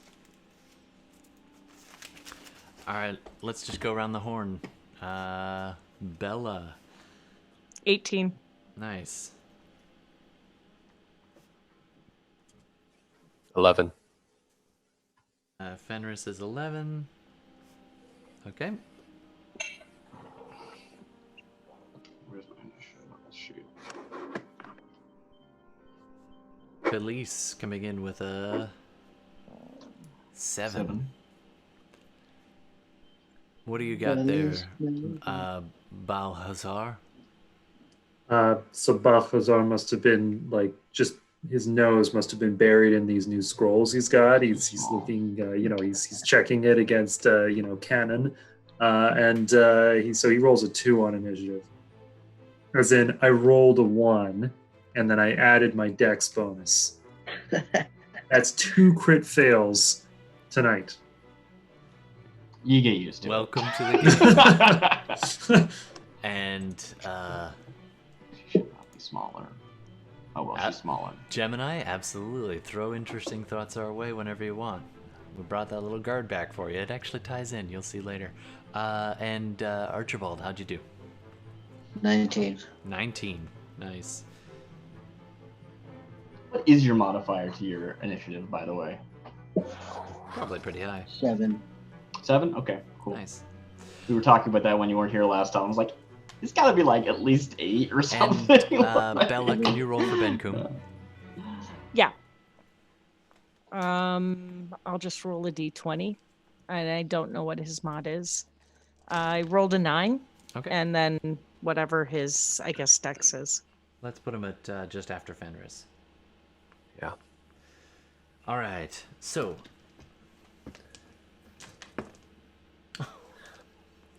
I'm rolling these old school, and I rolled 2 1s. Anyway, that's fun. At least you're not the only one there. All right, so go in first, Archie. I'm gonna hang on to this grip if I can of this old man, almost grapple him and pull him up and try to use him as either a shield or be a hostage. Because he's got to be sort of the more higher up kind of guy in the room right now. Absolutely. So judging by his fashion sense. I'm gonna get you to do an athletics check. This will be part of your new tavern brawler feat, if you like. 17. All right, nice. I imagine that beats the hell out of this old man, but let's find out. He puts up a surprisingly good struggle, but not good enough. As he's trying to fend you off, he's like, no, I don't know who you are, but we are going to kill you. As you're basically got him in a half choke, and it's almost sunk in. All right. Yeah, I have the knife to his throat, and I'm gonna cover his nose and mouth with my other hand. All right, nice. So you're, I'm gonna say any spellcasting it gets real complicated for him since you said that. Not quite gagged or anything, but it's gonna make it harder for him. All right, Darmita. Okay, I'm pinching his nose and like holding my hand over his mouth. Darmita. All right. Sorry, Archie. Did you want to do anything else? That was your action, or is that your bonus? I'll tell the Biggie to drop his blade. Fat chance, little man. I don't know who you are. This is the man in the black chainmail talking to you.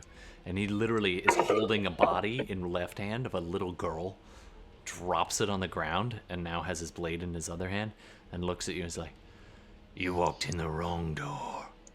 And he assumes a threatening stance. Okay. Darmita. So she's still out of commission? She doesn't appear to be moving yet. The knight? Yeah. She's still locked in place. I'm gonna hustle past her. Sure, no problem. You squeeze around her. To here?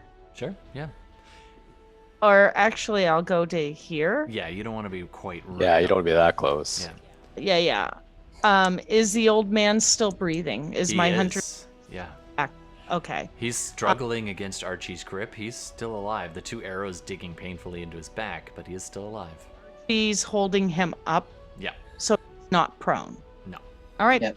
Gonna take my first shot at him. Nice. Walks in the room. All right. 28. Oi. Yes, you hit soundly. If you missed, you might have hit Archie, but wow. 11. Archie's like, get back, and the arrow goes right through his temple and out the other side. It looks like one of those novelty hats. So 14 total. Yeah, he's dead. He had 3 hit points. No.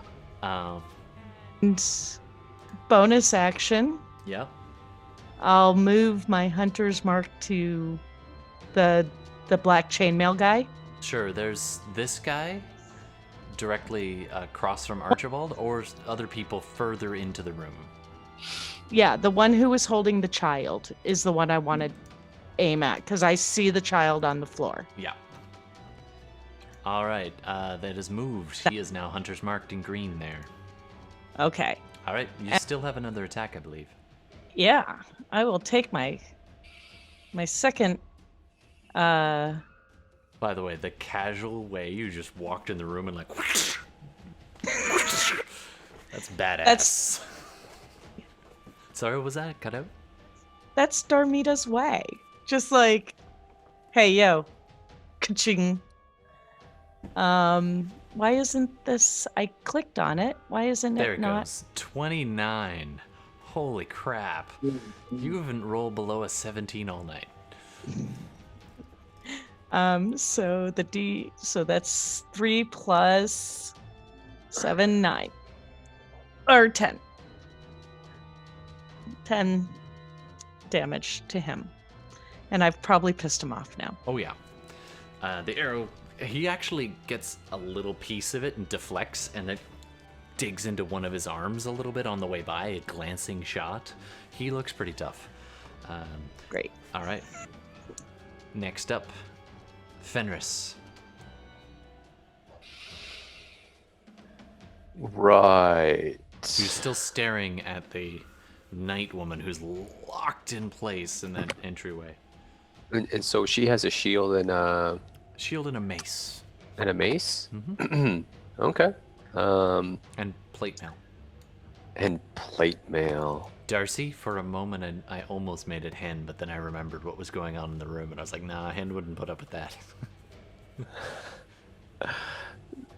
I need to conserve my spells because I used a lot of them. Sure call, man. We could just leave. I mean, I think No. maybe. I'm not sure where we're going. Are we going in? Yeah. Or are we going around? They do have these things You know- called cantrips. Yeah, they do. I was either going to take her mace from her,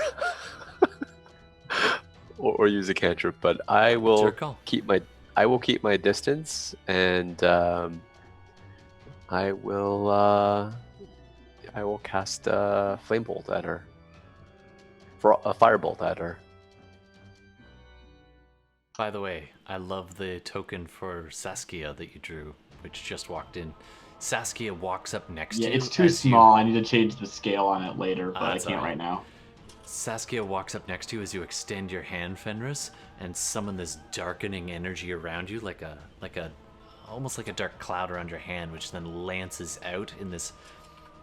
It's almost like a shadow-wrapped flame bolt. It does cast a little bit of light, but it's eaten up by the shadowy smoke behind it. All right. Oh, wait. It's an attack roll, right? Yeah, so it's with advantage. So I rolled a 19. Nice. 19 definitely hits. Okay.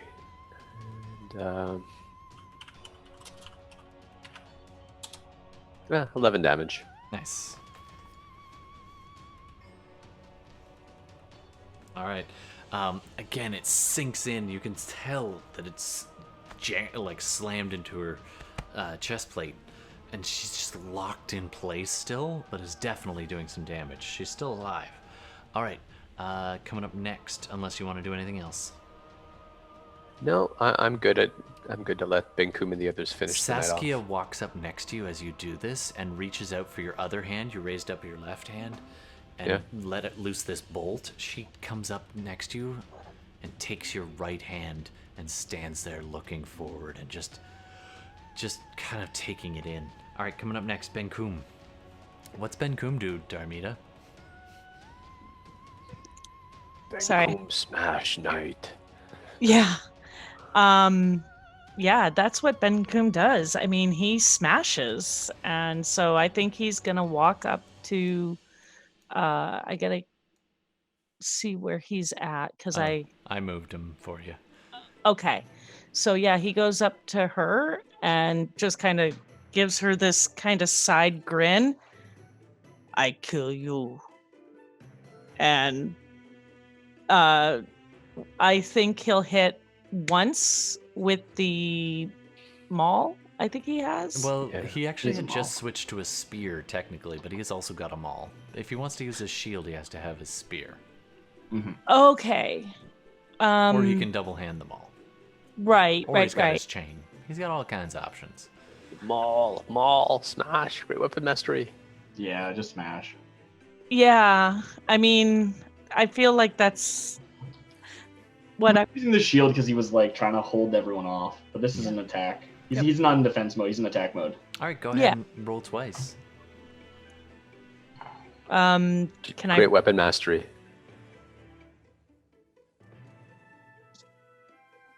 Okay, because I don't know much about this. Can I rage first? Yes. Absolutely. I don't know how many rages he has left. I think he only used one so far today. And I love it, they get, Gemini. like, I'll do that in a sec. 5. I don't know what they get at this level, but quite a few, so it should be fine.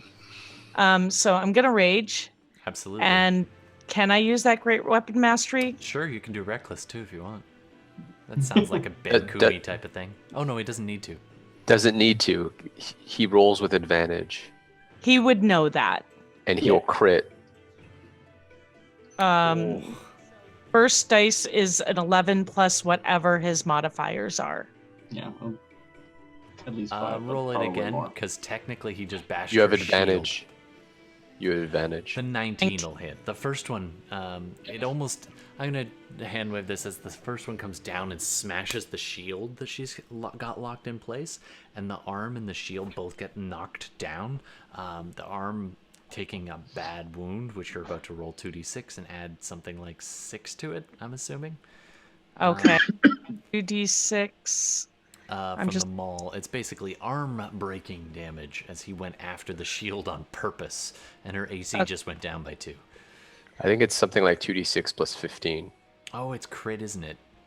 So you get to roll 4d6. It's 46 plus 15 because Great Weapon Mastery, and I'm assuming that he gets a plus 5 because if I think he's got 1 from magic weapon, 2 from rage, 3 from rage. I think it's Probably 2, 3 not at sure. this point. Damage. yeah. And then he's got. So- I think he only has 3 bonus from strength, but it might be. So 4 I by now, assumed I'm not it's sure. like he's either plus 15 or plus 16. I can't remember. I don't think it matters. So Roll 4d6. Yep. 15 for the Yep. first roll. for the first hit, 26. Okay. okay. Second hit with advantage. Second hit with advantage is Actually, save your rolls. Okay. Just came down and just bang clobbers the side of her head, which the head just snaps. The arm goes limp. The shield clangs to the ground, and she's even though the spell is holding on her. It's weird because the spell is still holding her in place, as just the half of muscles. her head is just caved in, and like blood starts seeping from. It didn't cut, but it smashed the jaw and skin so much that it just starts seeping blood down the side and out any orifice, and the shoulder is just caved in, and the body is still held there, and her eyes just kind of roll back, and the shield hits the ground. At which point, the night when she was attacked, the seal or symbol of Pelor on the shield was damaged. This is Gemini Twin, by the way. Thanks very much. From the stone of the prison, black tentacles come up through the floor and into the night. And Where is that? It just Like, I just right need to know in if I see it or not. Oh yeah, you definitely do. Okay, cool. The shadows itself kind of tugging at her as she's still locked in place. You can hear this scream, and the prison itself rumbles slightly, and the spell holds, and then you get the sense that something much worse than the night may have to be dealt with. As she by the way, she's dead. You can tell she's dead. At least you think. Okay, that's Vancouver. so. Felice. What comes out of her? Can he hit at it? He kind of stands. Sure, he could spend another. He'll hit that body. He sweeps her legs out from. You can roll again if you want. I'm just wondering if there's something for him to attack because he knows she's dead. He wouldn't hit again. It doesn't look like it, but she's still standing. So I don't know that he would know that it's the spell that Fenris is maintaining. Yeah, okay. So I think It's he's an going to attack intelligence again. check. I think he's going to attack her again and just try to bowl her down. Go ahead and make a roll. Okay. So that's it. Advantage. Yep. Let me. First one hits anyway, and so it's auto crit. You don't even need to roll the damage. It's mostly for flavor. He's just like, fall down. Smashes her legs out from under her and like shatters it as like from the back, and the metal plate kicks it up in the air, and she just goes, even with the spell in place, she has to fall over now. Right. And she goes scooting down and falls, actually almost slams into Sarah, who's standing next to Fenris there, and the knight crumples to the ground. And the black tendrils almost leave the body now, as though like rats leaving a Great. sinking ship, and they sink into the little places in the floor. You're not sure if it's a trick of the eye or what, and there's just a little rumble, and a couple of stones fall, Crap. and you get the idea that, these rough-hewn walls, they've been reclaiming. And that's not an old process. This is an ongoing thing, and the whole place kind of just a little. And does he have any more movement left? Yeah, he does. He's a barbarian. He's got moves for days. Yep. Can he move the rest of his movement into the room? Because he would go... Sure. I'm gonna say he gets right even with Darmita. Yeah, All he right. would be... He would want to look out for Darmita. Yeah. Felice. So not a Felice thing, but something I was thinking about. The people we released previously, theoretically, they would have been able to follow us at a faster rate than the guards because the guards were caught in webs and junk. True. Have any of them been following us or not? I'm gonna say, for the sake of me not losing my mind tracking NPCs, I'm No, gonna that's say fair, that yeah. the web and all the clamoring and all of that, that one sketchy looking dude that Fenris saw making for the bathrooms eventually called out and was like, "Oi, if you want, come with me. Come this way. Don't follow those idiots. That's down. Follow me." And so he's kind Okay. of siphoned them off north. So you guys, at the Cool. moment, are by yourselves. Awesome. Great. So you said someone died, and then a bunch of black goo came out. Is that Yep, right? Can you yep. mark that for me on this map? Sure, Right there? Right there. I think my gut is to make like an Arcana check about what the heck's going on, honestly. So, sorry guys. All right, make an Arcana check. Like that's not a creature as far as my brain can comprehend until I can discern what it is. Right. 18. Um, Oh, what's okay. that? you That's different. you look at that, and then you look at the other corpses, which they're not standing, but they are moving slightly. Mm-hmm. There is strong sense of necromantic This is the only one magic. with like weird black goo coming out of it. Is it not goo? Did I misinterpret the goo? No, you were right about kind of tendrils of black goo. Right, but And then I wasn't that sure is what- now retreating into the floor. And a few of those tendrils. oh, I thought it was like coming out and being like, "Whoa, we're gonna attack you." No, it's almost not like that. it was almost like the shadow, the seeping The building is darkness. sucking their soul it's into their reclaiming their bodies to like. floor. Okay, I'm okay use with that. That sounds like a very like. In fact, you actually watch as one of the tendrils of black goo, almost like a slug, starts like creeping along the floor. The rest of it kind of goes into the floor. This one is close to one of the dead bodies of that guy that Archibald stabbed right here, and you can see it climb up his body and into his eyes, and then the body kind of does this. It's not an instantaneous process, but it's with an 18 on Arcana. This is necromant. Why can't I say words? So This is something's actually necromancy. like. Okay, I thought you were saying the like. But it's not going to be a problem imminently. But if you left it for long enough, you're not sure how long that would be, but Right. long enough, you would have a bunch of dead zombies or something. Okay, I'm not sure where that's. But I was interpreting it as being the like. The building or the ground was like reclaiming the bodies, but now I'm not sure where the like goo is coming from. I'm a little lost. It came out of the floor Came out of the floor, and into grabbed the them. body, went into it. It started going into it, and then it just got wrecked, so the body wasn't useful anymore, and then it seeped out again. And now is Oh, that's why trying- I got confused because Sorry. it came back out and I got yeah, it lost. came back out again after Ben Coom like, Can kept I hitting it. determine the source? That seems With like an I need 18, to figure out you just what's get the going on. sense that there is strong necromantic magic in this whole vicinity, and the further down you go, the more powerful it gets. There was a hint of it in the floors do I have time to above. cast a spell, or is that my Sure, whole turn? yeah, no.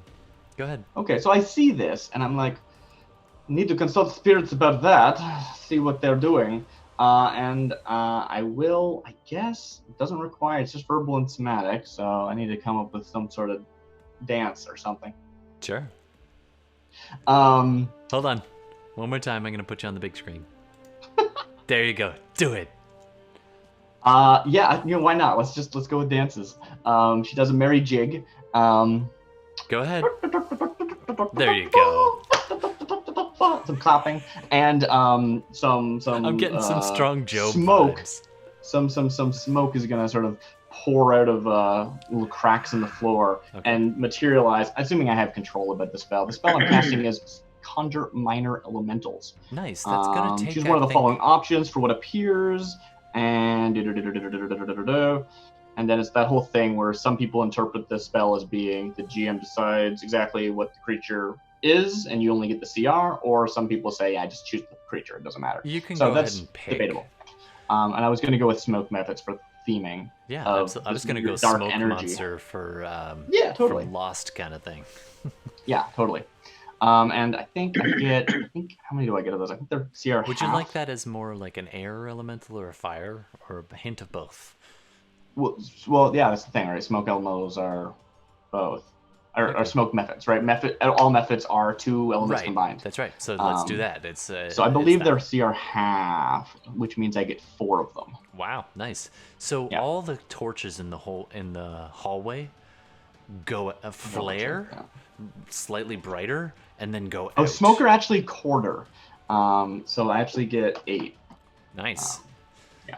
Which means they're basically useless because they just explode instantly. But I'm not doing it for the combat utility. I'm doing it for I want to talk to some smoke methods. All right, so go ahead and pull I'm consulting the spirits. Here, I'm just going to give you control of this thing. This thing? Let's see if I can do that. What is that thing? It's technically a pool of blood, but I tinted it black, and I'll make a bunch of copies. And that's going to be... they're tiny, if that helps. There's 4 of them in this one square. How about that? 2 per square. There you go. I'm not gonna go look for smoke things. All right, nice. Right. What I'm saying is that these 2, that's all 8 of them. Okay, cool. I like it. Yeah. They're all swirling, and there's cool. All right, you have your minions. All right, What do you know about this? What is going on here? And I start communing. It's probably all telepathic because when you conjure stuff, you can communicate that way usually. No problem. Unfortunately, you are going to be out of time after the conjuring. Yeah, don't. Yeah, we don't need to play that out. I'm just saying that's happening in the background. Absolutely. Balthazar, all this is going down. Still, I don't get the sense that anybody needs particular healing. If anybody's worried about death, I could cast Death Ward. But that is the hard part about playing a healing-focused character. It's well, nobody needs me. I just stand here. So I'm gonna cantrip. That might change soon. That might change soon. Cantrip whatever seems to be most wounded. Okay, so you start walking toward. You're gonna have to walk forward and look down into the room into which these guys have disappeared. You do so and just walk into the room, kind of behind the big guy, and look around, and you see the black chainmailed guy standing there threatening. You see the Archibald holding the dead body of the old cultist with the arrow through its skull. You also see you get there just in time to see the black chainmail guy drop the little girl and look up at Archie and threaten him. What do you want to do? I think I'm going to go after the chainmail. Actually, do me a favor. Foe. Do a perception check for me. And I'm going to say disadvantage. No, you've got dark vision, so just straight. I still crit failed. Okay. So Oh my god. It's very... that's the 3rd one. You know what happens in 3. Give me your sheet. So right. Sacred Flame. Absolutely. I'm attacking. I'm targeting the person. He fails. So go ahead and roll your damage. Unless you want me to. You didn't even need me to roll it? No, it's a save, actually, so I roll. DC 15, you said? Yeah. No, I still roll it. No, Sacred Flame is a saving throw, so you don't actually get to roll that one. Don't I still need to target with a cantrip? Nope. That's the... You don't have to roll to hit, they save instead. Yeah, so he saved, but you do get to roll damage. If he saved, you wouldn't roll anything, because it just wouldn't hurt him. But it does. Your energy kind of lances over past Ben Koom and Archibald. So 15 damage. Nice. All right. Is there someone else that I'm not seeing? It's not a bad cantrip. There are 4 enemies in that room still, but Oh, cool. you technically can't see any of them right Yeah, it's fair. now. You're yeah. in the hallway. All right.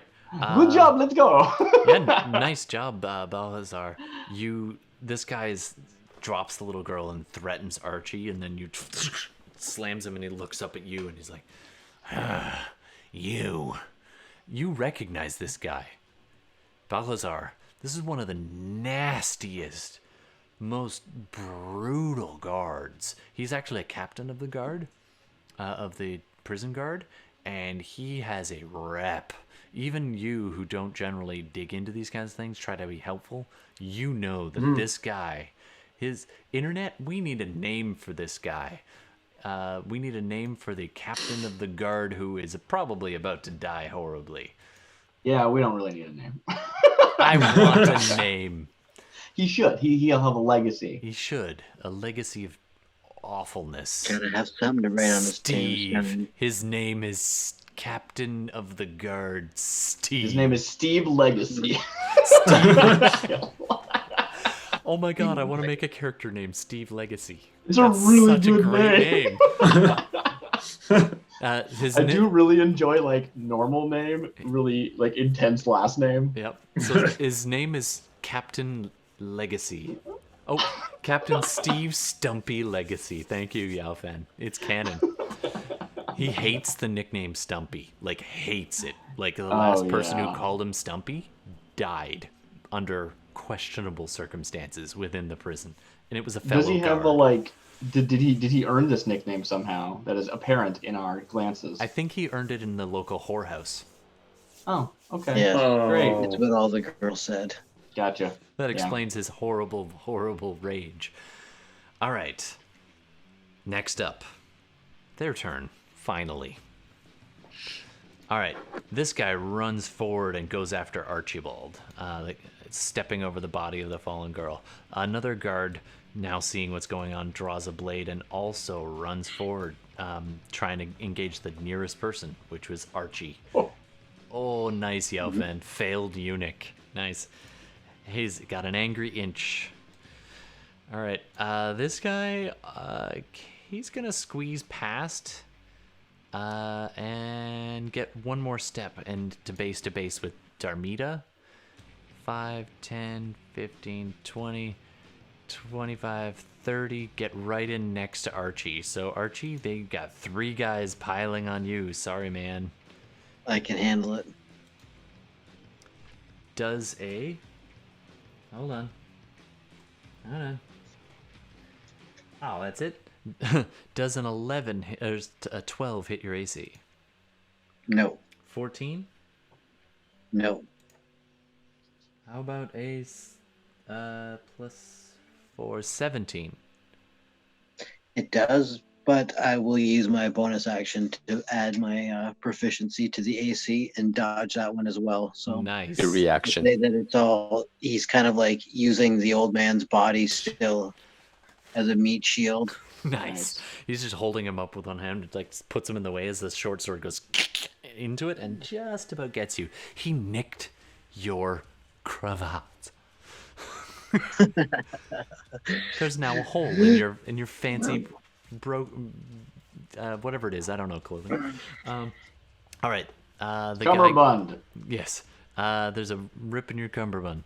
Darmita, the other guy swings at you. I am rolling awful. Does a 7 hit your AC, Darmita?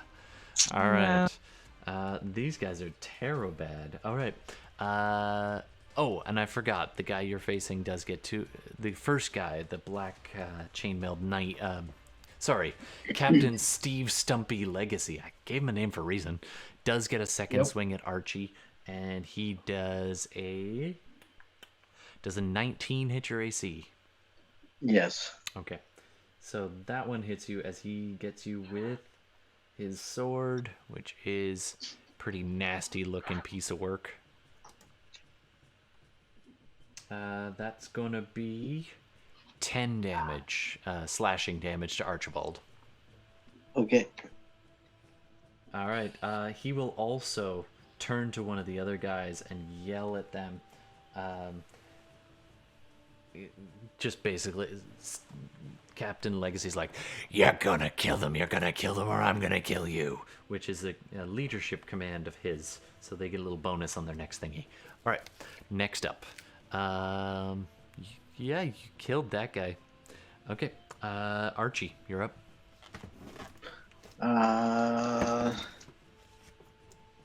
I think I'll try to back my way out the door. Sure, you're gonna disengage? I'll just keep dragging the body with me. Sure, but if you don't disengage, they're gonna get an attack of opportunity. Oh, yeah. Okay, yeah. I'll use my bonus action to disengage then. Okay, so you disengage just past Ben Coom and sidestep with keeping the body of the old I want cultist. to try to sort of maybe bottleneck them in the door. Sorry, why bother disengaging? Why don't you just strike at one of them and then disengage because you're a swashbuckler? That's a good idea. They won't get. They're standing adjacent to each other, so that won't get It doesn't matter. Yeah, I mean, if you... You yeah, only if you- have your... Well, actually, Oh, sorry. roll All it. three of them are next to you. Never mind. You're going to have to disengage. yeah. Yeah. Yeah. So Four of them. you disengage and backpedal back to the door, dragging the body with you as now you're standing right next to Balthazar. All right. Anything else you want to do? That's your bonus.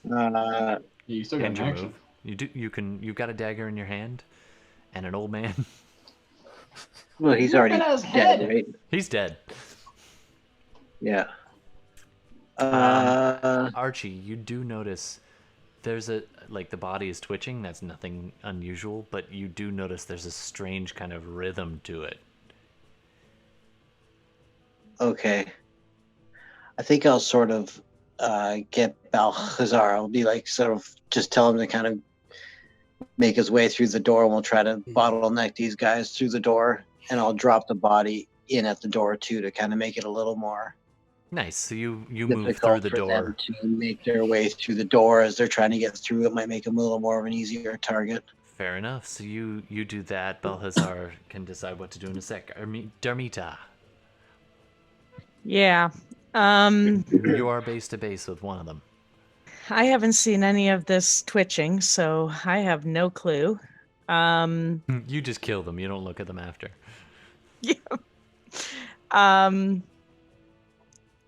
Even though, yes, I am base to base with him, I still would be going after what I perceive as the bigger threat. They're just dressed like regular guards, right? These four? Yeah, the other one's, well, it's darker chainmail than average, but yeah. Yeah. So my hunter's mark is on him. I am going to try to do him in. All right. You're going to be disadvantaged on your attack, I believe, Why? because you're in melee with the guard right in front of you. Yep, those are rules. Is it? Yeah. As you try to shoot, he'll try to basically bash at you and in a defensive Yeah. kind of way. Even though I haven't moved out of. All right. You could That's- move if you want to. He'll He'll get an attack of opportunity unless you disengage. That's why it's good to get right up on your archers. Yep. I'm just sorry. I didn't realize that. So, By the way, I- Sorry, Yeah. go ahead. just yeah, I'll do the disadvantage. Okay.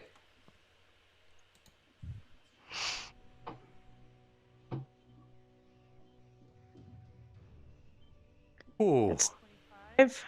25 still hits. Nicely done. All right. They're 25. Whoa, you rolled the With exact same. disadvantage. Yikes. Yes. Those Those are rolls. two 15s. And the other ones were higher.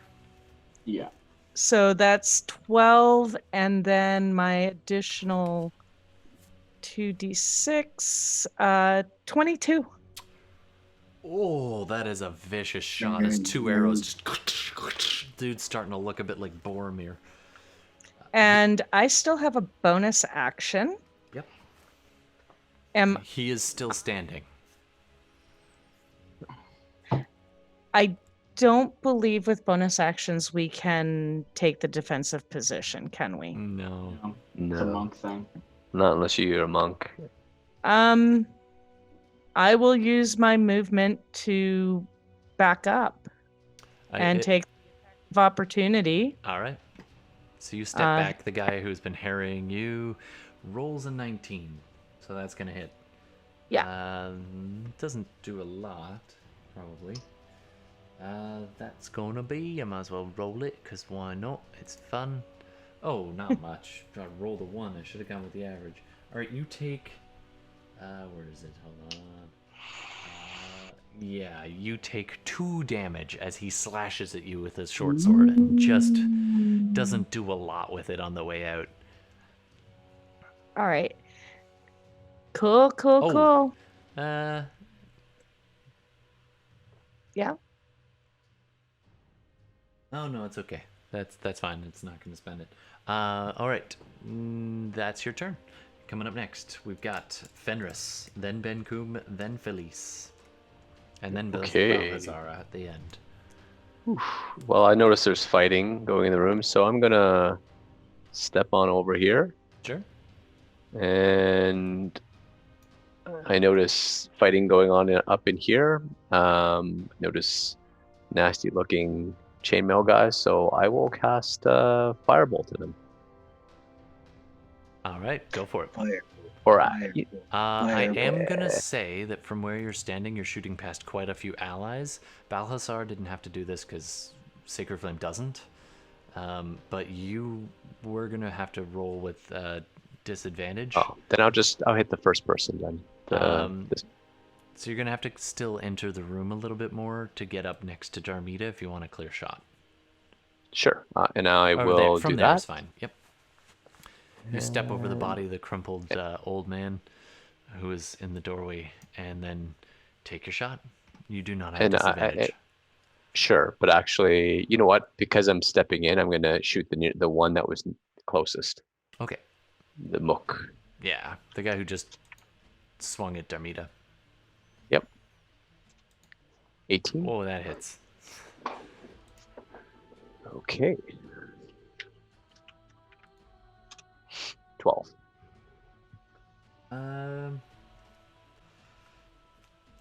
He's staring at Darmita, and then your shadowy flame bolt goes hits him right in the face, like right in the face. He just crumples. Okay. That's my turn. All right. Next up, Benkum. Your mic is up. Sorry. It's okay. He's doing Benkum. He's going to come forward into melee. He's got that rage thing happening. He's got that, I guess, Reckless? what are the other things I did? It was just rage Gr- and a great great weapon weapon. master. He's Whatever got 3 enemies things- on him, so Yeah, I have never played a barbarian, so this is hit. too horrible. Go ahead and make 2 attacks. Who do you want to hit, or 2 people? I think I will do that thing where he gets the advantage. Oh, reckless. Yeah. Okay. So he just rushes in. That's very Benkum. Yeah. So I'm gonna do advantage. And who are you gonna attack? There are the 3 of them.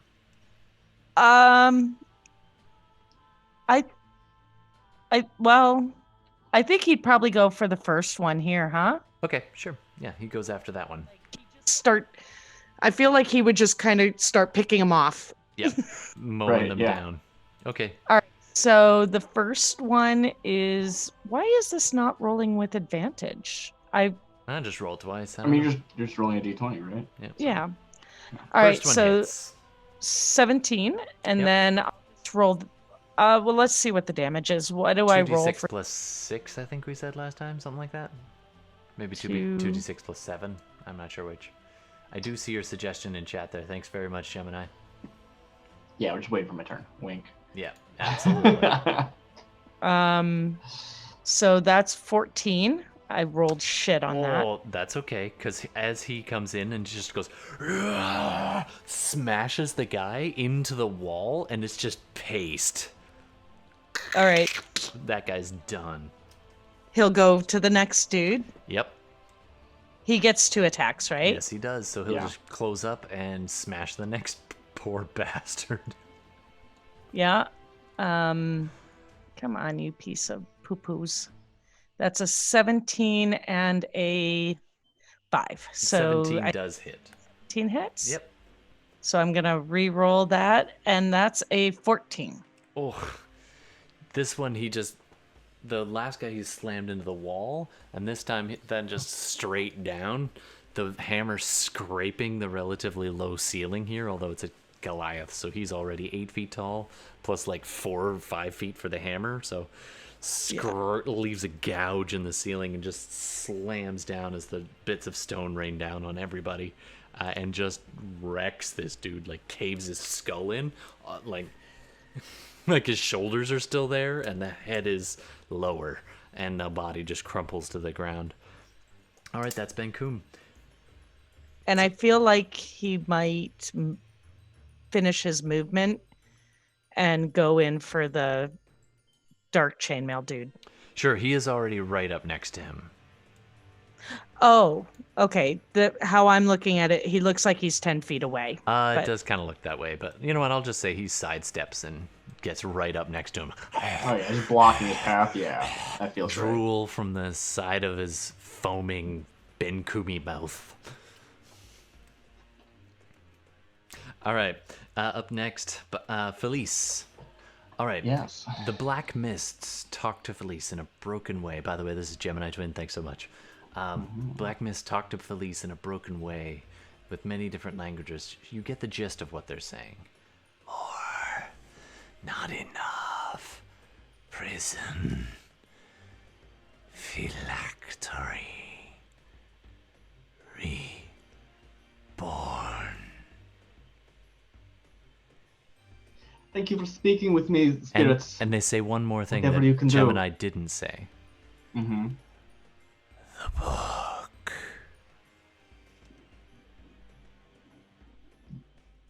I don't know if Please you go caught to that. your kin.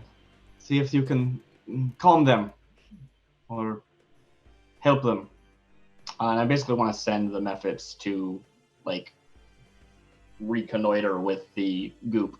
Okay. It's not like a mechanical thing that they do. No, You know, absolutely. So basically, they're mopping up behind everybody, so you don't have a bunch of zombies behind you. I guess, right? But in a, like, holistic druidy way. Yeah, absolutely. Not in Kinda a let's like, kill zombies kind of way.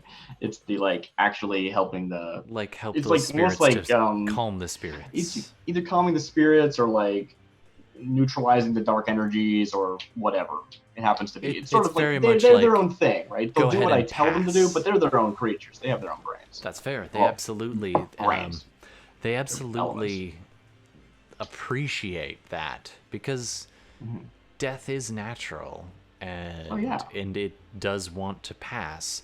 So it swarms over to the one guard that was just starting to reanimate a little bit, and it starts to kind of dance, and the blackish goo kind of gets pulled out of the corpse and dancing in the swirling smoke Nice. mist, Yeah. and then And so I imagine there's like 8 of these different dissipates. methods, and they're like sort of Yeah, they're swarming around They're any- spreading out to like go find the different. And in fact, following this one energies. crawls over and moves into the body of the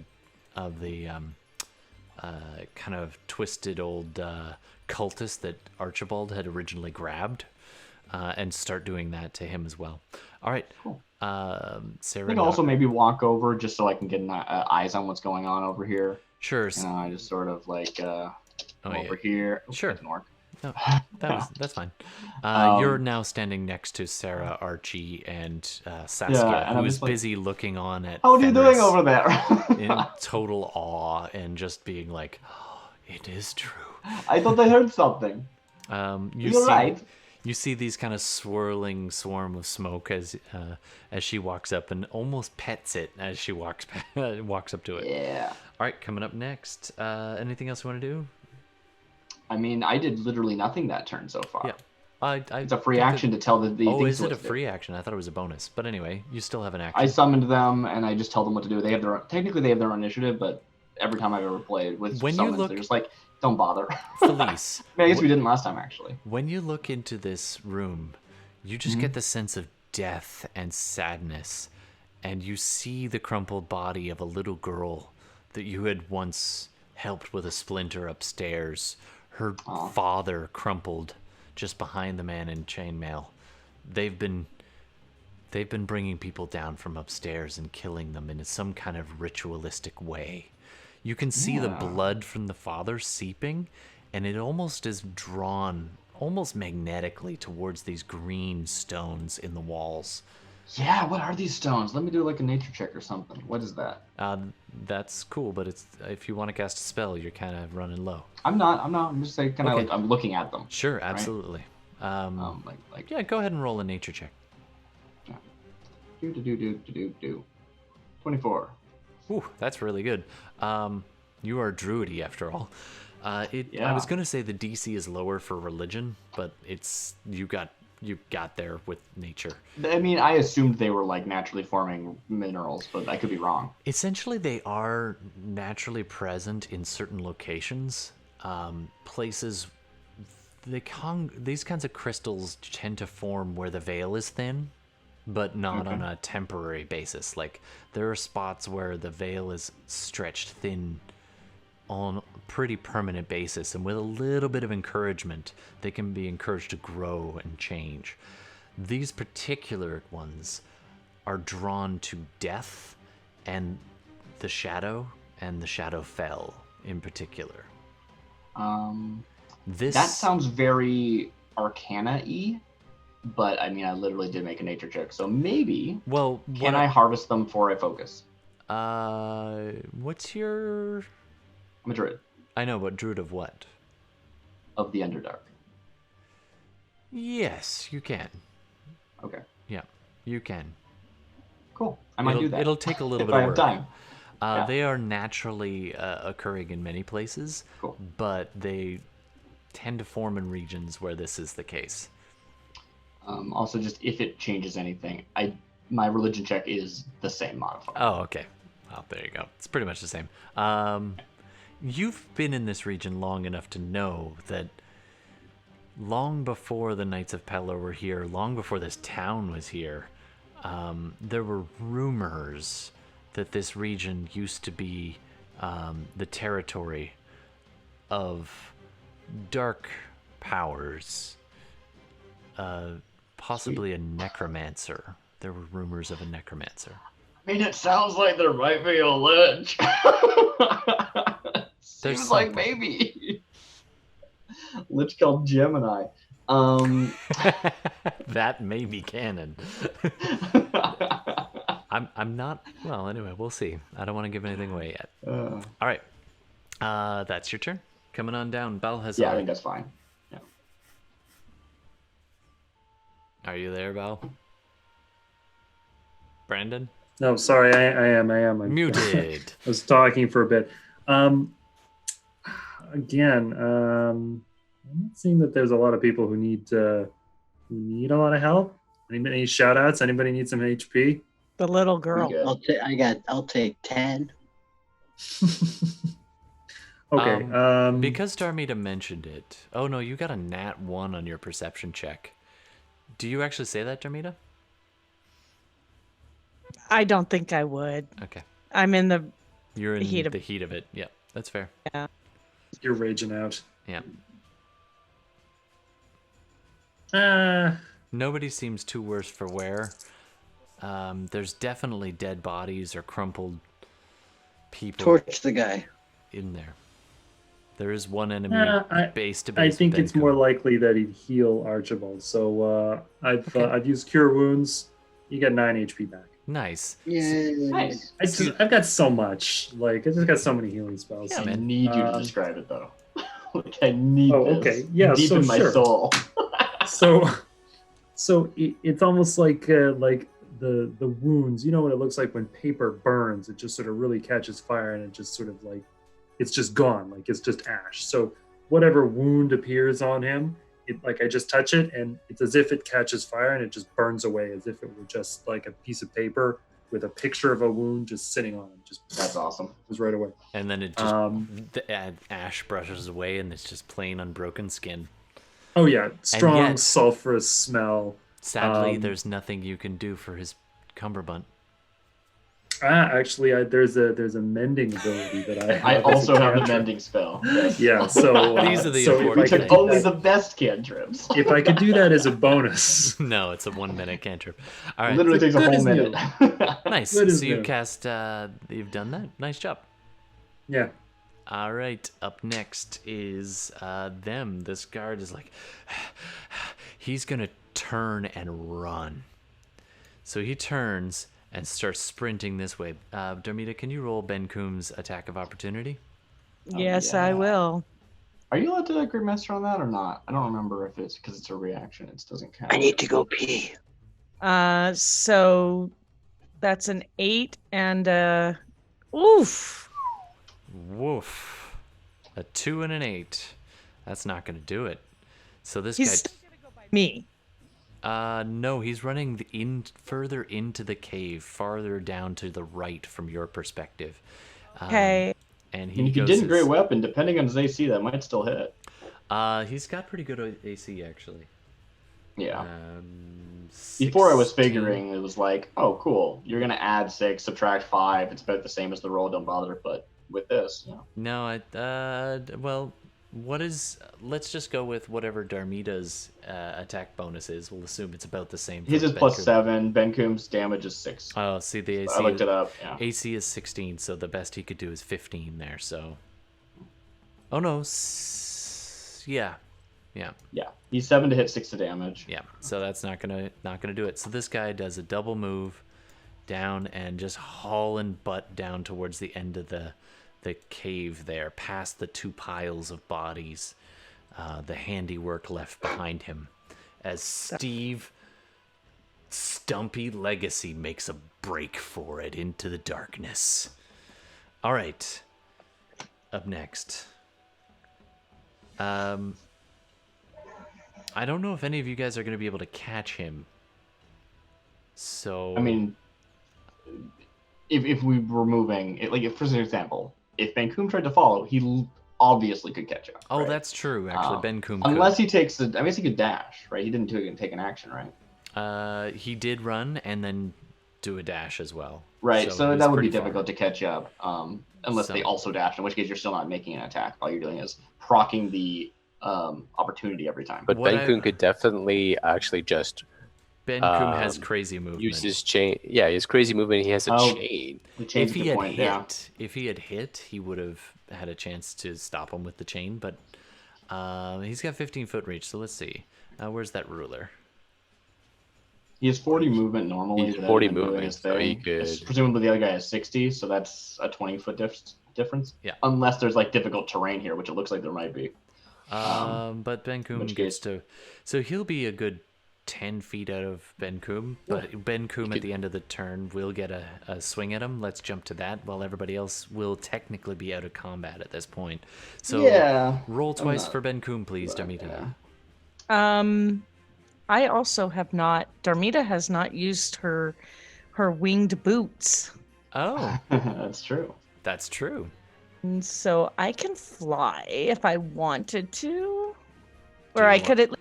I wouldn't need to because I could go up 30 feet. It's only about a 10, 15-foot ceiling in this place, but. you Well, could- no, I could walk 10 to 30 or by 30 feet. Yep. Would I, if I could see him, what from there? I'm going to say you can just make it out, and it's going to be a shot with disadvantage just because you got Ben Coom barreling through that tiny little gap, too. You got a Like thread you and instead needle. use cover rules. So Like- I think I'd be somewhere like there, so I don't know if I would see him. you can maybe get a shot off. Go ahead. All right, so I'll let Gotta take that sharpshooter feat. Or Ben Coom go first. Sure. cover. With the chain. Yeah, with the chain. So this is at advantage, yes. If Reckless? he goes reckless, sure. Oh, Never do I run have from a to- barbarian? time? Sorry, what was that? Do I have to call that every time? Yeah. The gray weapon or the Probably reckless? doesn't matter in this case because there's not much to hit him. But yeah, So I guess I would. sure. So you get to roll twice. Take the better. All his shit that he can do, Yeah, I mean, whatever that means. So that's a 16 and a 7. So I think the 16 will hit. Yes, it does. Just. And I will do his second attack. Oh, it's roll 16. Yeah, you got him. He rolled a 15 and an 18. So 2 attacks. Not that this will have implications on his character, but there are abilities of that chain if you want to risk them. It does require a willpower save, or wisdom save, Yeah, I know. but it could stop him. I mean, I can doesn't hold him. die. I know that he can hold something. Hmm? If I think he would use it though. If we're trying to play the character as opposed to just make tactical choices, I think he would use it. I think he probably would as well. does. Do you want to spend 1 point, 2 points, or 3 points? Oh boy. How many points does it cost to hold him? 1 is Grapple. 2 grappled, is restraint. which stops him from running. 2 is restrained, so he'd be at disadvantage on any attacks, etc. 3, the chain comes alive and tries to kill the thing for him. It's basically a flying sword. I say 1. My vote's 1. The last time I played it, I did 1 because I don't feel I should be taking risks with somebody else's character. That's fair. Also, I you feel only need him to not get away. would Yeah, do, exactly. Yeah. but I don't have the comfort level to do that, so I'm just going to go with 1 point. Sure. So I will go to my With the advantage. hit, that is an automatic grapple. Boom. You spend 1 point, and I need a wisdom save. His wisdom was pretty good, if I remember, like 16. Can or I so. roll my I think it's +4. Yeah. Yeah. Oh, we failed the last time. So can I roll the damage first though before I do? Sure. Okay, so 2d6, please. It's actually 4d6 plus 14 because I hit him twice. Oh, okay. So I'll just do all the damage at once. Oh, he just whips him. Just whips him. Oh, 32. Oh, that is just vicious. It's like Ben Coombs having fun with this as he's just like,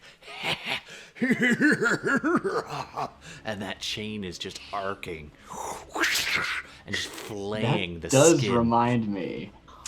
I didn't do it before, and now it feels kind of maybe wrong since Trent's not here and I can't run it by him. But I do really want to spend a plot point to have like weird infernal signs start to appear on like just the smallest tiny little horns start breaking the skin on his head and stuff like that. Absolutely. And also, it makes sense because he does have a hat of disguise. So when he's not concentrating, these things just kind of happen. He The failed. smallest little Zabraki horns. Yeah. So, Darmita, you were saying? Yeah, I don't know what his modifiers are for wisdom saves. Yeah, I couldn't find an I example. think it's a plus looking 6. back.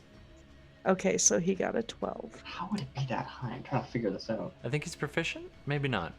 I mean, the barbarians usually aren't, right? It's like strength and that's con, I true. would imagine. So he would not be proficient. So I think it's So, only a plus. I'd be surprised if he 3 or took that. 4. So he'll be less than 10. He needed a 13 anyway. So he failed. That's his second fail of the day. I mean, his sheet is in the thing. You could literally look at it. I could, Um, but this is more fun. That's his you could literally second- just roll all of these attacks with macros this whole time. I don't know that he's actually entered his sheet. It's has all he? set up. Oh, did he? I think so. Oh, I mean, yeah, I've been it's all noticing there. the rolls. Yeah, he's Yeah, got yeah, the yeah. like API and everything. Yeah, he's got it here. So But he's wisdom save is not great. It's only a +1, so he roll. Yeah, that was he's just rolled really well consistently, so we've like joked about him being really wise. Yeah, but there's he got no a way. 7. He just failed. That's the second one of the day. That's keep track of that. All right, This guy, Demon. the man who Demon. is fleeing, is literally Demon devil. whipped into flayed pieces. The chain comes. Catch All on you fire. guys see are like him lashing with this chain that seems to arc and almost with its own will. And at one point, he pulls it back, and you see a limb, like a leg, just ripped off. And like, Did anyone else follow that or not?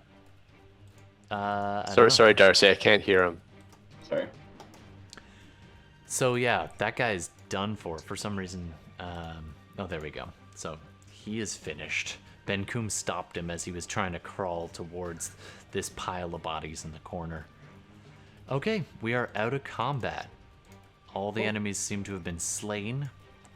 You're in a room adjacent to a room filled with dead bodies. So no one else like ran down to chase down that guy. Does anyone else think they like saw that happen or not? I don't think I did. We definitely saw it happen. Yeah, That I was- think the most of I you mean, would it's have. pretty far out. It's like of, right in front of our line. face. It's What? it's Way like around a this 40 corner? feet What are you or talking something. about? There's a lot of like. Anyway. But Ben Kum is not a subtle person. So There's nothing subtle about it, and 40 feet away from you. I mean, if we're here where in a we are corner. now, where we previously were, we clearly wouldn't have had line of No, sight. but sure, I'm but assuming in we the time. preempted initiative though, like Yeah. for Oh example. yeah, that's why I'm asking, Yeah. right? Instead of just saying that we didn't have Yeah. time to see it. You guys definitely saw Gonna check out this the rock though. destruction. Yeah, you go up and take a little piece, and it thrums with a sense of power under your touch. Great, The awesome. kind of natural power that it can be imbued, and if properly handled, can be used for good or for bad. All right, I run over to the little girl. sure. You're standing right next to her, actually. So you look down, and you see Oh, her. Oh, okay. Like, Sorry. Yeah, I didn't. I notice was that. by Ben, Yeah. but while you were talking, I ran over to her Sure. because I'm worried about. Like, I want to see. She lays on the ground in front of you. Her throat She's- slashed. Okay. She's very, very pale. Does not seem to be moving. Is she warm? She is still warm. I do a second level or first. Well, it's weird because of how rangers are.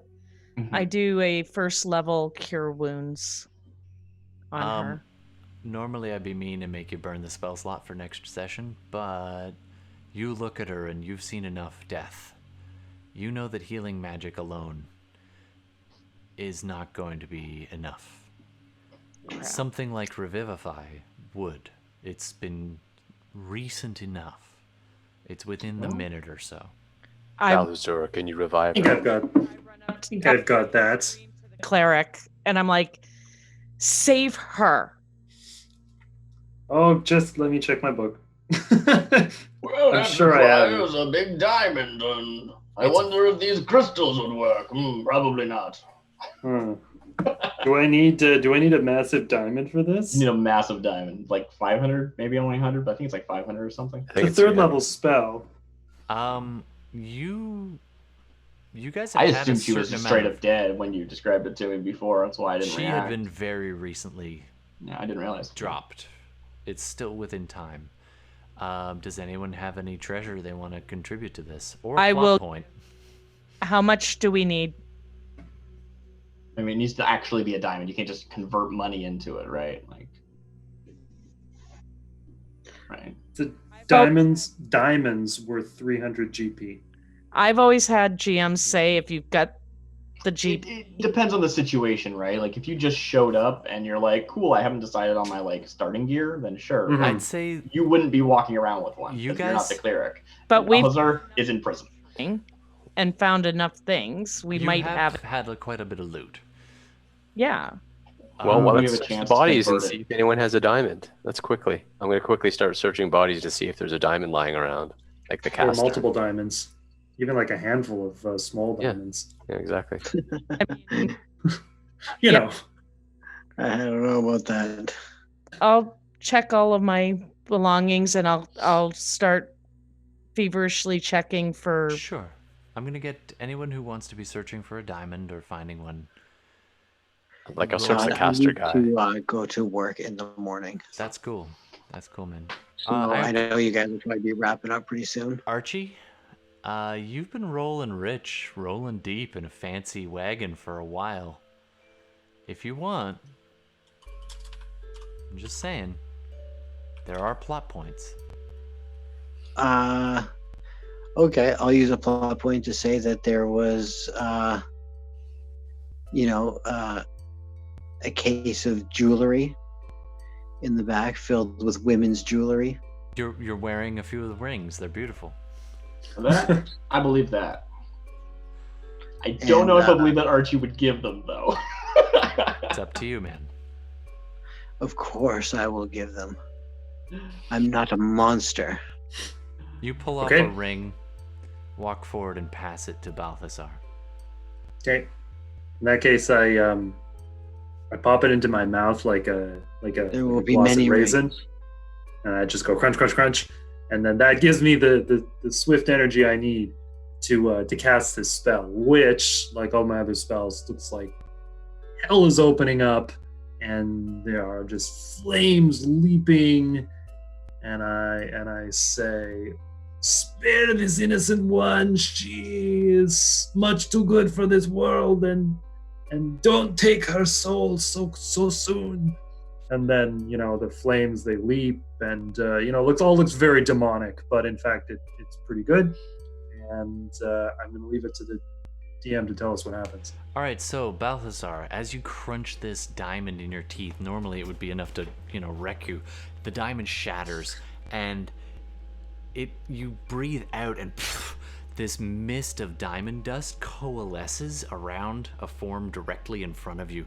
It looks like it just came out of the side and just, it's almost like you sneezed and you hit something and it became visible. And sparkling in diamond for a second, and then an imp is hovering in the air of just a foot in front of your face, and it looks at you and says, "You are interesting. It's not my usual, but I will do what I can." And it leaps down on the little girl and starts clawing over it and leaving little flame trails, sort of like you're healing. And you put your hands on her as well, and there's a flash of smoke and sulfur, and between the two of you, the wounds on the little girl's neck close or burn away, leaving this sooty, blackened mark permanently across her neck. And then she takes a deep breath in. Her body shudders. At this point, the imp looks up at Balthazar and says, "Huh, you're an interesting one. I may have a deal for you later. But more on that later. My name, Zeet. What do they call you?" Is he saying this to me? He's saying this to Balthazar. I am Balthazar Zid. Ah. And I'm assuming you said that in Infernal? Oh yeah. It bows deeply and says, "It is nice to meet one who is civilized. Okay. You've fallen in with an interesting group.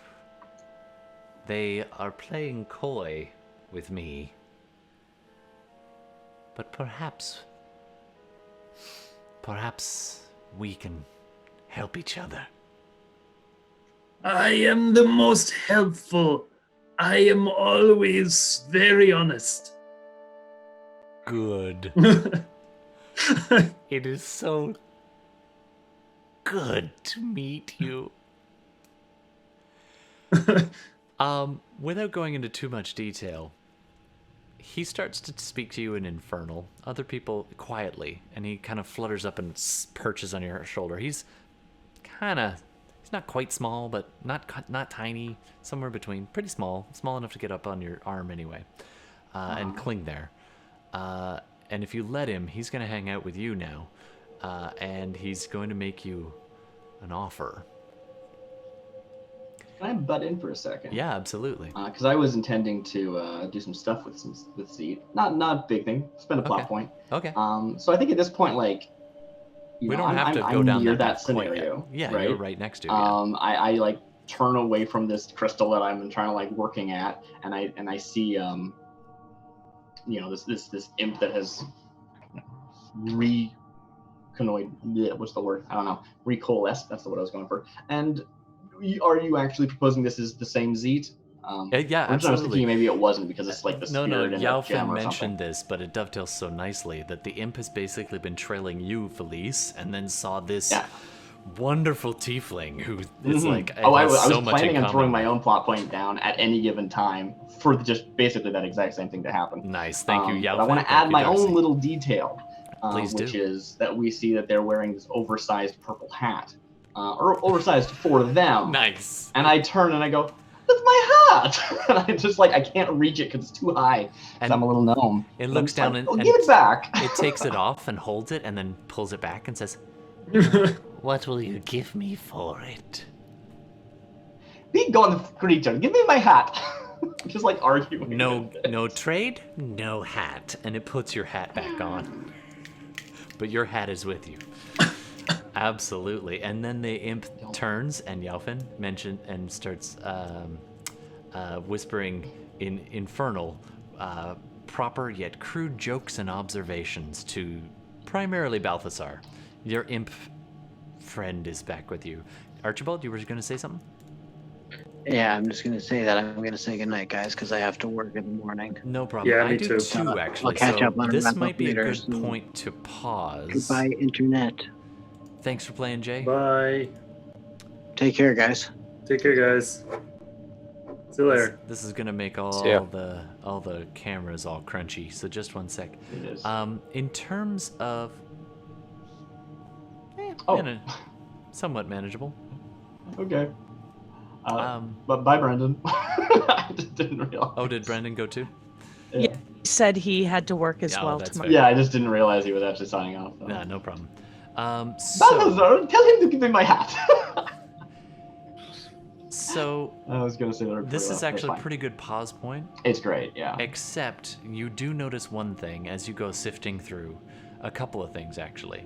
Number one, this guy that Ben Kum had whipped and lashed and pulled back had been running towards a grate in the floor on the far left side. The piles of bodies, their blood draining in that direction of the floor and pooling and seeping down through this extremely large, almost 10-foot wide grate. There doesn't seem to be any other way out of this floor except down. We're going Unless- into this room? I thought we were going the other direction. Okay. I mean, it all loops around, but we don't know that. Well, yeah. With a quick investigation after a couple of seconds, Ben Kum kind of checks the door, notices, oh, that just goes around. Archie checks the other way and notices that the cave is a dead end. There's a lot of dead bodies hanging around in this room, some of which are ominously twitching.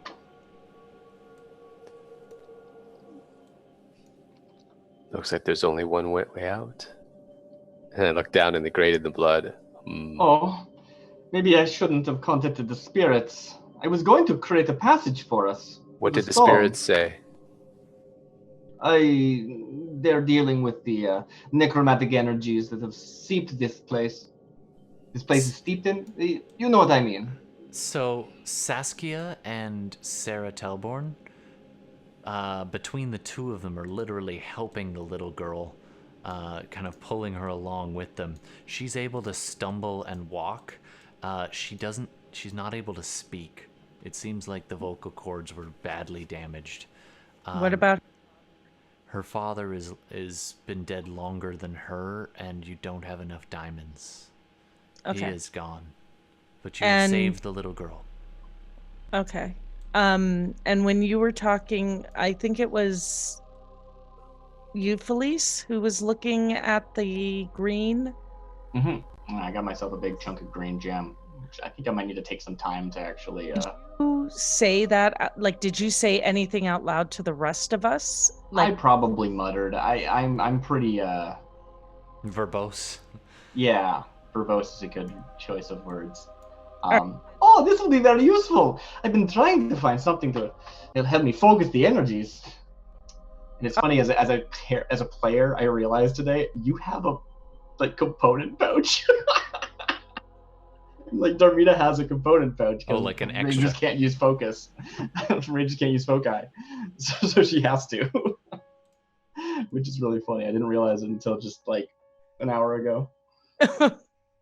yeah, But also, I wouldn't have seen you ever cast anything except No. for X, which doesn't use component, or Hunter's Mark, which doesn't use components. So a lot of my stuff doesn't. yeah, it's really just for the pass without trace. Yeah. Which So, Yeah, so I'll grab some of the green rock. okay. Yeah, you As both well. take a chip of green rock, no problem. cool. Just trying to move cameras around a little bit. Anything else anybody wants to do? There was nothing on the red robe mage. Was there anything? You could go ahead and loot, sure. But keep in mind, you hear the sounds of clamoring and a little bit of shouting from behind you in the Yeah, hall. I think I was doing that when everyone was doing everything else. Sure, I it took a few minutes to... Yeah, I still have the keys from the guard, just in case. Go ahead and do a investigation check, Gord. Yeah, not good. 7. Yeah, unfortunately, other than the obvious weapons they were carrying, and It's fun. You did dig through a few of the bodies. Most of them have been looted. There is a small stack of coins, probably about 100 gold coins between all the pouches of the dead guards and the dead bodies piled high in the room. And otherwise, this is a gore fest. Yeah. Yeah. Okay. I would just quickly yell to Belhuzar, Yeah. or however you say, and say, grab some weapons, let's get out of here. Sure, he can take a moment to take some chainmail or shields or any of that stuff and gear up.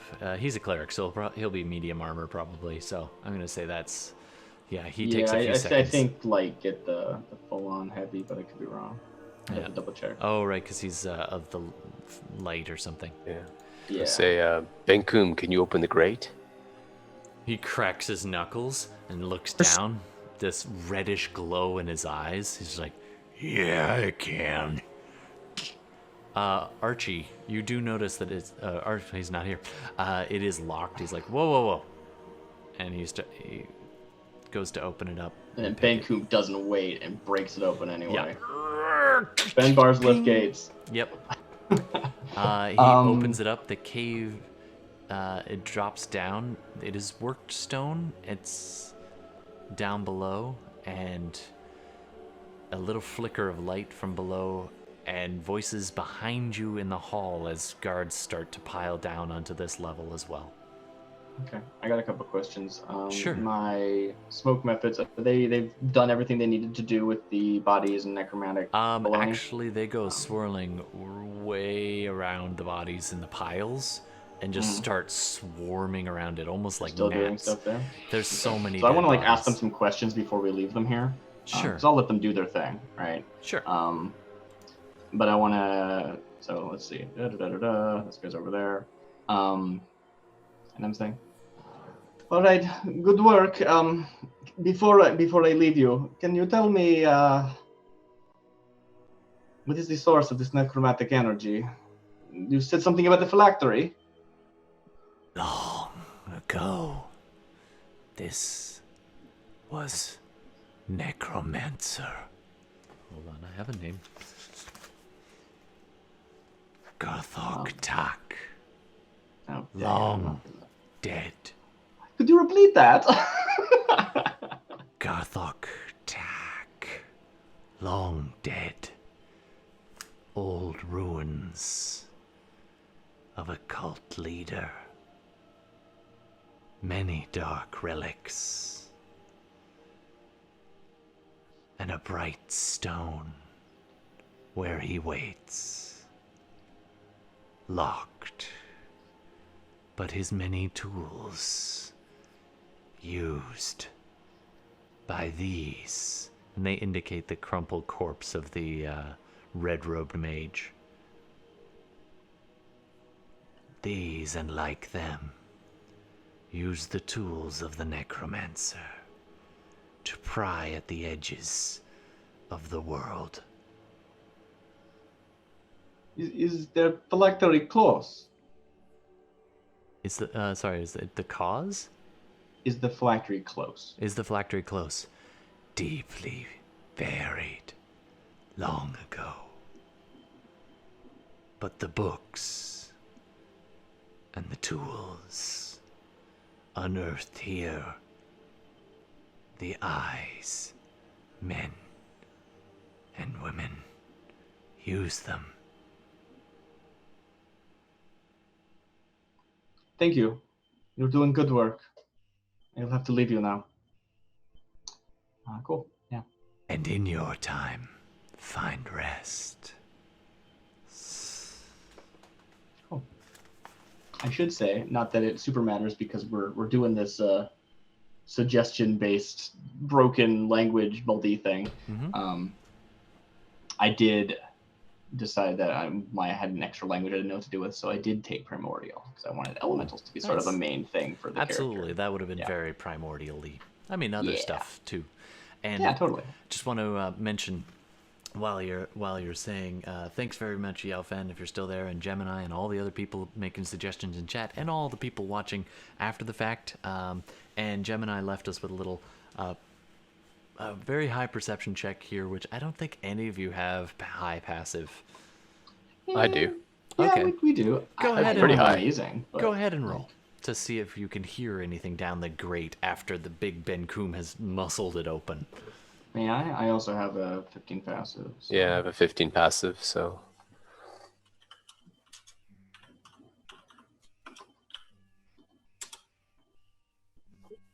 Just because I've been rolling bad doesn't mean I don't have a good bonus. Yeah. Well, you got a 16. That's pretty good. I got a 12. Yeah. Yeah. No, I mean this time, but all the other times. So I you mean, I could hear- use a luck point, but I won't. You hear? Can I do it? Yeah, Anybody who's in that room. Oh, okay. We don't have to have a high passive to do it. No. I was just checking to see if anybody's passive would be enough. No, it's not. So you got to roll for it. Oh, I can see it's like a 20 or something. Perception. Hey, 20 or something. Hey, 20. That's a nat 19. You're listening extremely closely, but Darmita, and it's almost like you tune out for a moment, and this voice comes to you on the echoes in the hall. An old song. Damn it. But the rest of you can just make out something. This is not just in your head. You can actually hear something, and it sounds vaguely like this. By the way, that music did that by itself. I didn't click anything. This is now the theme. Nice. Okay, here it goes. It goes something like, when the night is near and you are afraid, please call on me.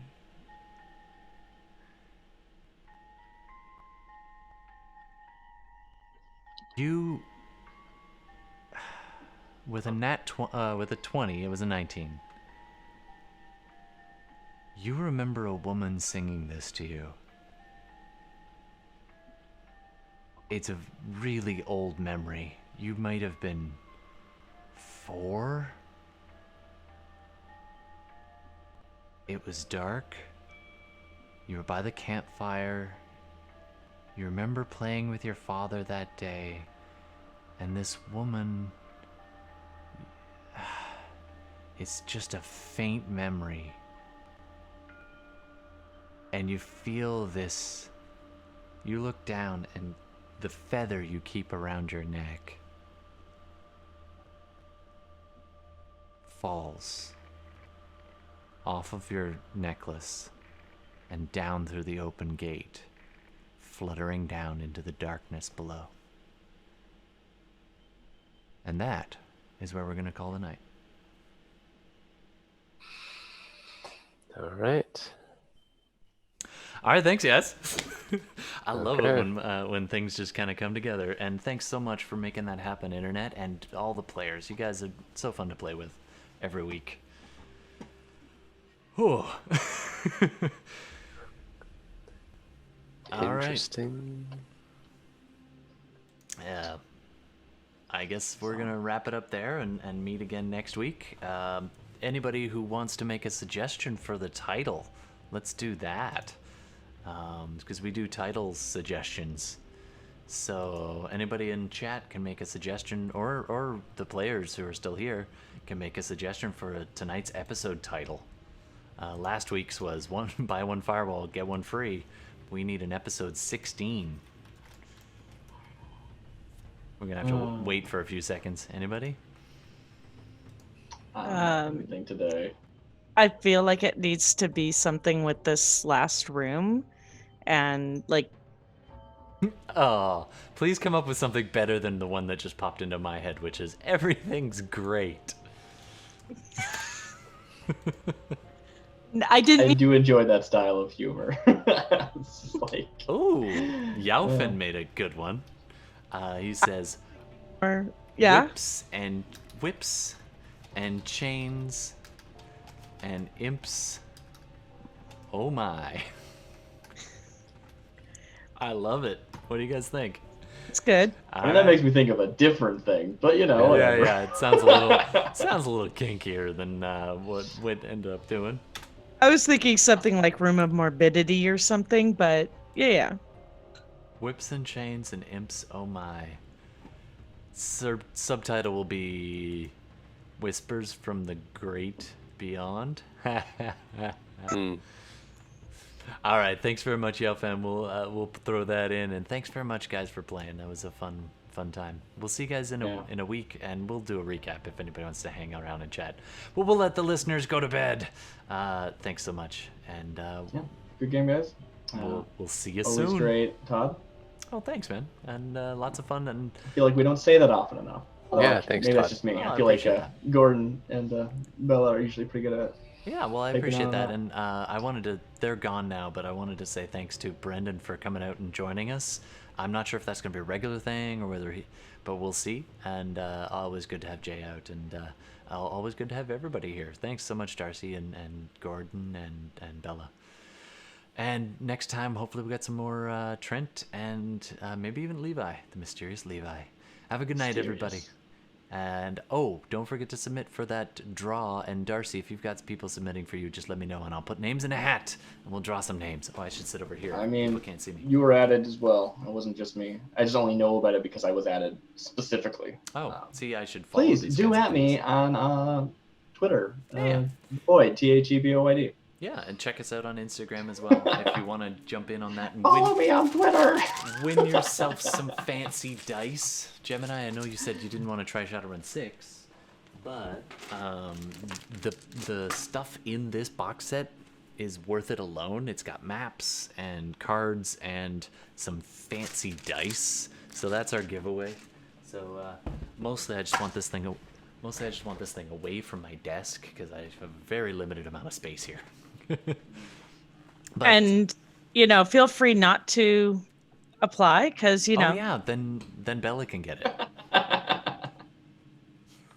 I mean, I like that box set. I just never did it because we're players. You know what? Sure. I feel like at this point people have had a lot of time, so I'd open it up to players. Plus, honestly, normally it's like, oh, they're at the table, they shouldn't, but we're not at the table.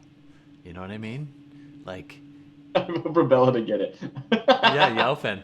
All right, Yelvin, if you submit, a thing, you can have yours be. Yeah, we'll do for 2 Bella. votes for Bella. Give her an extra vote, but you got to actually submit the thing. I want to hear you say "Hombre de Cero, Sublime Pena, Pica de Coronel, Sublime Pena." If you do that, I give you love. All right. Well, thanks very much for watching, everybody, and for listening to us. Shout out to all the people listening and watching and supporting. Don't forget, if you got a Twitch Prime so that's just sitting there doing nothing, please subscribe. It's always appreciated. And follow and, do the things. And most importantly, have a safe, healthy week. Take care of yourselves. Take care of each other. And we'll see you next week. You've been listening Good to night. SideQuests Live. Thanks so much for Night. tuning in. We try to record all of our games as much as possible, whether that's Dungeons and Dragons or Shadowrun or another tabletop role-playing game. Just a quick side note about all the licenses and copyrights involved. Our music is all Creative Commons attribution music on our live stream video feed or YouTube replay or Twitch VOD. We always attribute each individual artist, so be sure to check out those individual artist attributions. Lots of love to so many people who make their work available so that we can do what we do. So thank you. It influences our game. It makes it immeasurably better. So much appreciation for them. Let's not forget the makers of the games. Dungeons and Dragons is copywritten by Wizards of the Coast. They own it. They make it available to all of us to play, and it's wonderful. We are in no way affiliated with them, and nor do they endorse this podcast, but we are very appreciative. The other game we often play is Shadowrun, which is Catalyst Games. And again, we are not affiliated with them and they do not endorse us, but we really appreciate their game and we hope you appreciate our game. Thanks so much for tuning in. Don't forget to check us out on Instagram and Twitch and YouTube and watch for those live games once we're streaming them out. And of course, we do accept suggestions for names, so please hit us up on Instagram and name our stuff. All right, thanks so much. I'm Todd, and this has been SideQuests Live. We'll see you again soon.